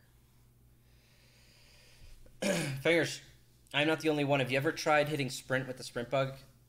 I am just interested. Yes, that's how you can come out of it. The point is really that it causes a lot of damage by the time you figure out you have it. And a lot of people are not actively looking at their skill bar. That's the issue. You're not actively watching it. And you know, you can't afford to. So if you're sitting there watching your skills, you're not watching the gameplay. You have to, you have to be able to trust the system to just flow. And yeah, there's going to be hiccups. There's going to be problems. But this one's been going on a while. It's very frequent. It's very common. It happens to a ton of people for any variety of reasons. And it just came in a patch, and it's just like, well, it's just like a way of life. And anything that really, like, it's really even a deeper issue. Anything that really interrupts the flow of gameplay starts to really devalue the game at a pretty core level. It's gameplay. When things roll smoothly, like, you at least know what to expect. When you don't know what to expect and you feel like you're getting fucked by random things, it is very frustrating, and people check the hell out of the game. It does happen. I'm telling you. So it's a bad one. It's one to look at. It's one to take out of the equation ASAP. Play Call of Duty Blackout. See, that's the kind of stuff that starts happening. I start talking about this stuff. Play Call of Duty Blackout. Boom. Just posted the DC EP side. Okay. Okay, so this is the one up in the north. We're gonna call this King of the North Tunnel. All right, look at it. Wow. I'm ready. I'm ready for some tunnels, baby. Son of a bitch. Just gonna script some bots to shoot siege all day, keep those walls down. We'll be rocking and rolling in no time. PvPing in the tunnels all day, baby. All right. Any interesting game? That's why lag's frustrating. Yeah, it is. Anything and everything can add up. Absolutely. The way I've avoided lag is avoiding Vivek. I know not everyone's willing to do that. That's okay. You can avoid that lag by going to Battlegrounds, but you'll still have Sprint Bug. You can't escape Sprint Bug. That's what's annoying about it. It follows you. Okay. Patch notes complete. Any questions? Oh yeah, I did have a question. What was it earlier that I said save that thought? Oh, right. Son of a bitch. So what are we supposed to do about snare immunity then? Okay. Here was a big thing for me about medium. Big medium armor afterthought. People say, Fangrush, why don't you use shuffle? You're running 5 medium. I'm like, I don't have room for it. I run forward momentum instead because it's much more fluid to run forward momentum and not sit there and cast shuffle every other second. What are we supposed to do about snares then? So they took it away from shuffle. Shuffle needed a buff, yeah. Shuffle needed to do what forward momentum did. Instead, shuffle got filed in some other category, and really, there's less options for snare immunity now, right? Like, did two-hander just get solidified that much more into PvP? Is that my takeaway here? Is two-hander just like the core of a movement ability in the game now? Yeah, wings. I know wings works. There's yeah. But what I'm saying, listen, we're not all Dragon Knights, okay?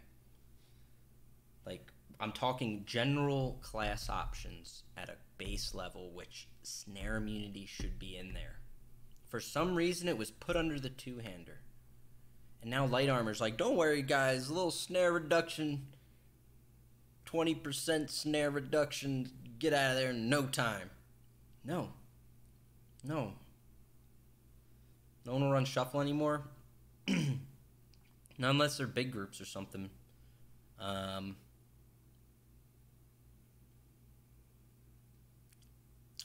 Because the dual wield one, like, people ran Blade Cloak, but like they could, but ball groups could use those AoE debuffs because the only thing that kills other ball groups is AoE, and I don't even want to look at Vivek anymore. I don't.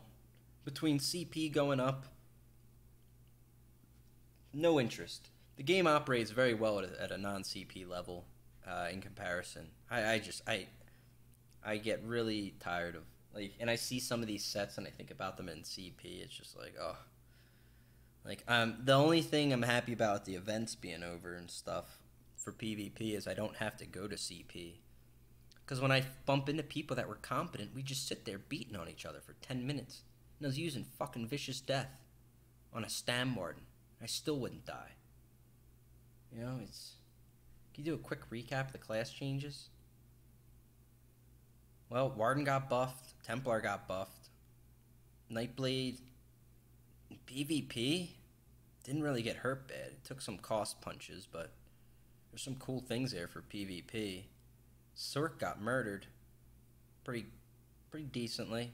Overload could be interesting on a Stam Sork, maybe. I kind of think about weaving that. What's the other class? Dragon Knight?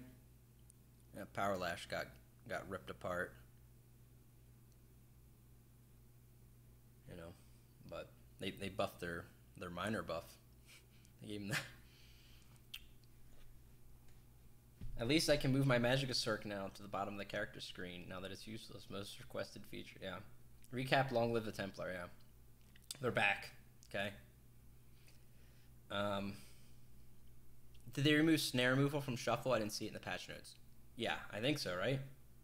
Unless I read this wrong. I never read wrong. That's fine. Shuffle, where are you? Shuffle. Shuffle. Okay. Is it evasion? Because it's not shuffle. Shuffle's the morph, right? What's the other shit skill called? Evasion? Okay. What's evasion do now? Sorry, am I already at it? No. You know what? Let's go to medium armor. Oh yeah, did they not even say what they did here? To shuffle? They're just like, it's understood from earlier. They just talk about the bonus damage here. I think it still removes snare. So it still gives snare immunity for 2 seconds or whatever. Which is part of the reason I don't use it. It's not very good. but it doesn't even... Does that even make sense? Carlos Bakerfield, 3 months, the law. Welcome back. Bringing the biceps. Shuffle for the damage mitigation and forward for the snare removal. All my hots keep me at full health. But yeah, but now Shuffle will give you snare immunity for like 2 seconds and reduce damage from AoEs. Is that correct?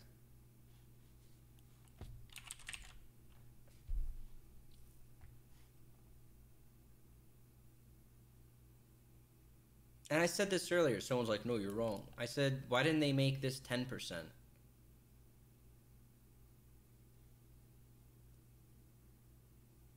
What about players that only PvE? When supplementing this for PvP, it's wrong, really. What's that?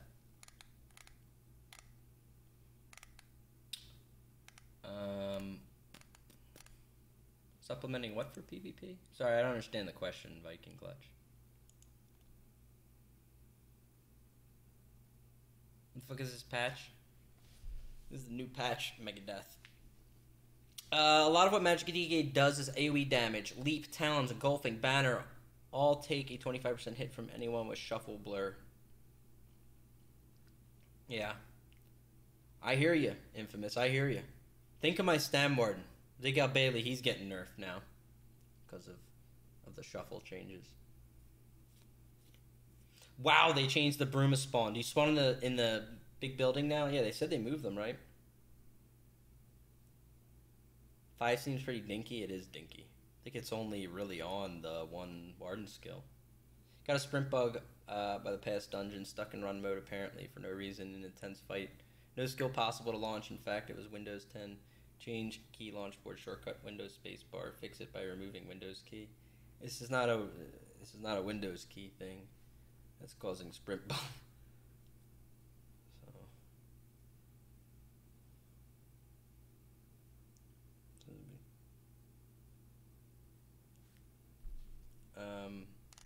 Sorry, yeah, Viking, I didn't get your question or whatever.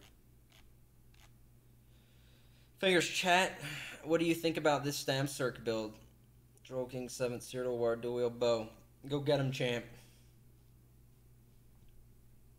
It's not bad. Are they nerfing my DK? I swear to God, I will... Whoa, you can't... Alright, you capped. No, not really. Posted it in Discord? Okay, let's look at the Bruma changes.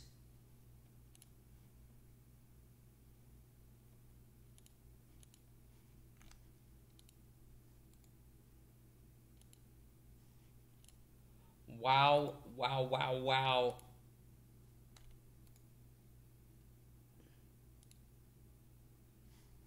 What is that, Isaac? Is that a safe zone aura around you? A safe zone? So you're telling me there's a Transist Shrine and Bruma next to your safe zone? Not in my PvP. Lonely Bread Maker. Yep, you can just go in and out of the safe zone. Are you fucking kidding me?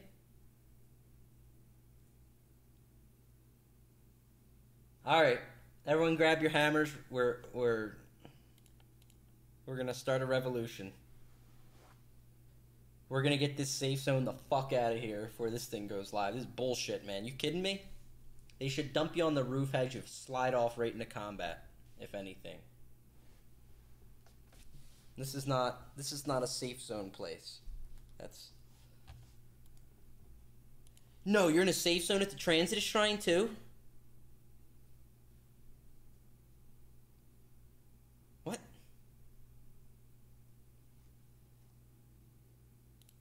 Have we learned nothing?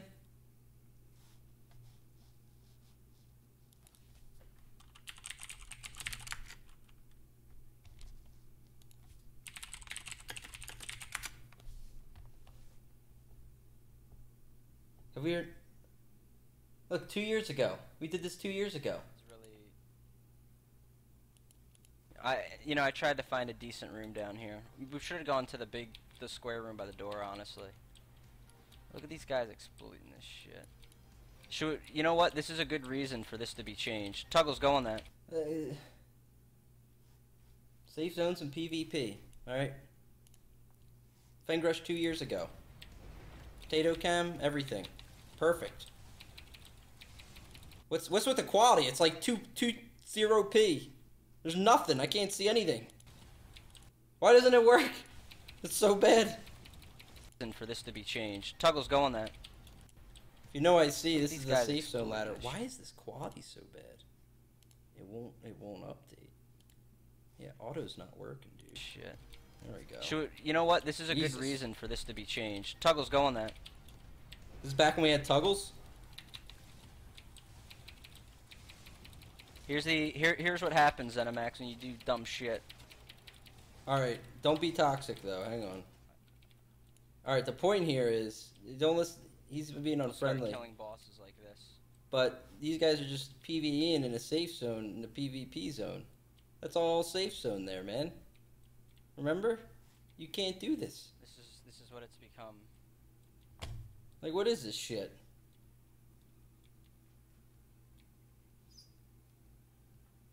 This person's not happy. I don't blame him. I'm glad the testing team checked that one out. Alright, that's enough. Right, we can't. I can't play any more of this video. It gets worse before it gets better. But the point is, no. Okay, we can't put safe zones in Cyrodiil like that. You just can't. You can't do it. You gotta get it out of there. Can you just run up to that? Like, you're telling me that's... Especially if they're going to become a pivotal part. Towns were just towns before, but if you link them through transit now, and you have safe zones attached, what are you setting up for? You know? I don't know. I'm going to switch my AD to and see the difference, too. That's...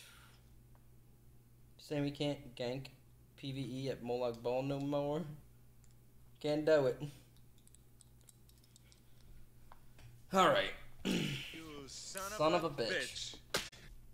Let's boot it up. Maybe, should we do PTS?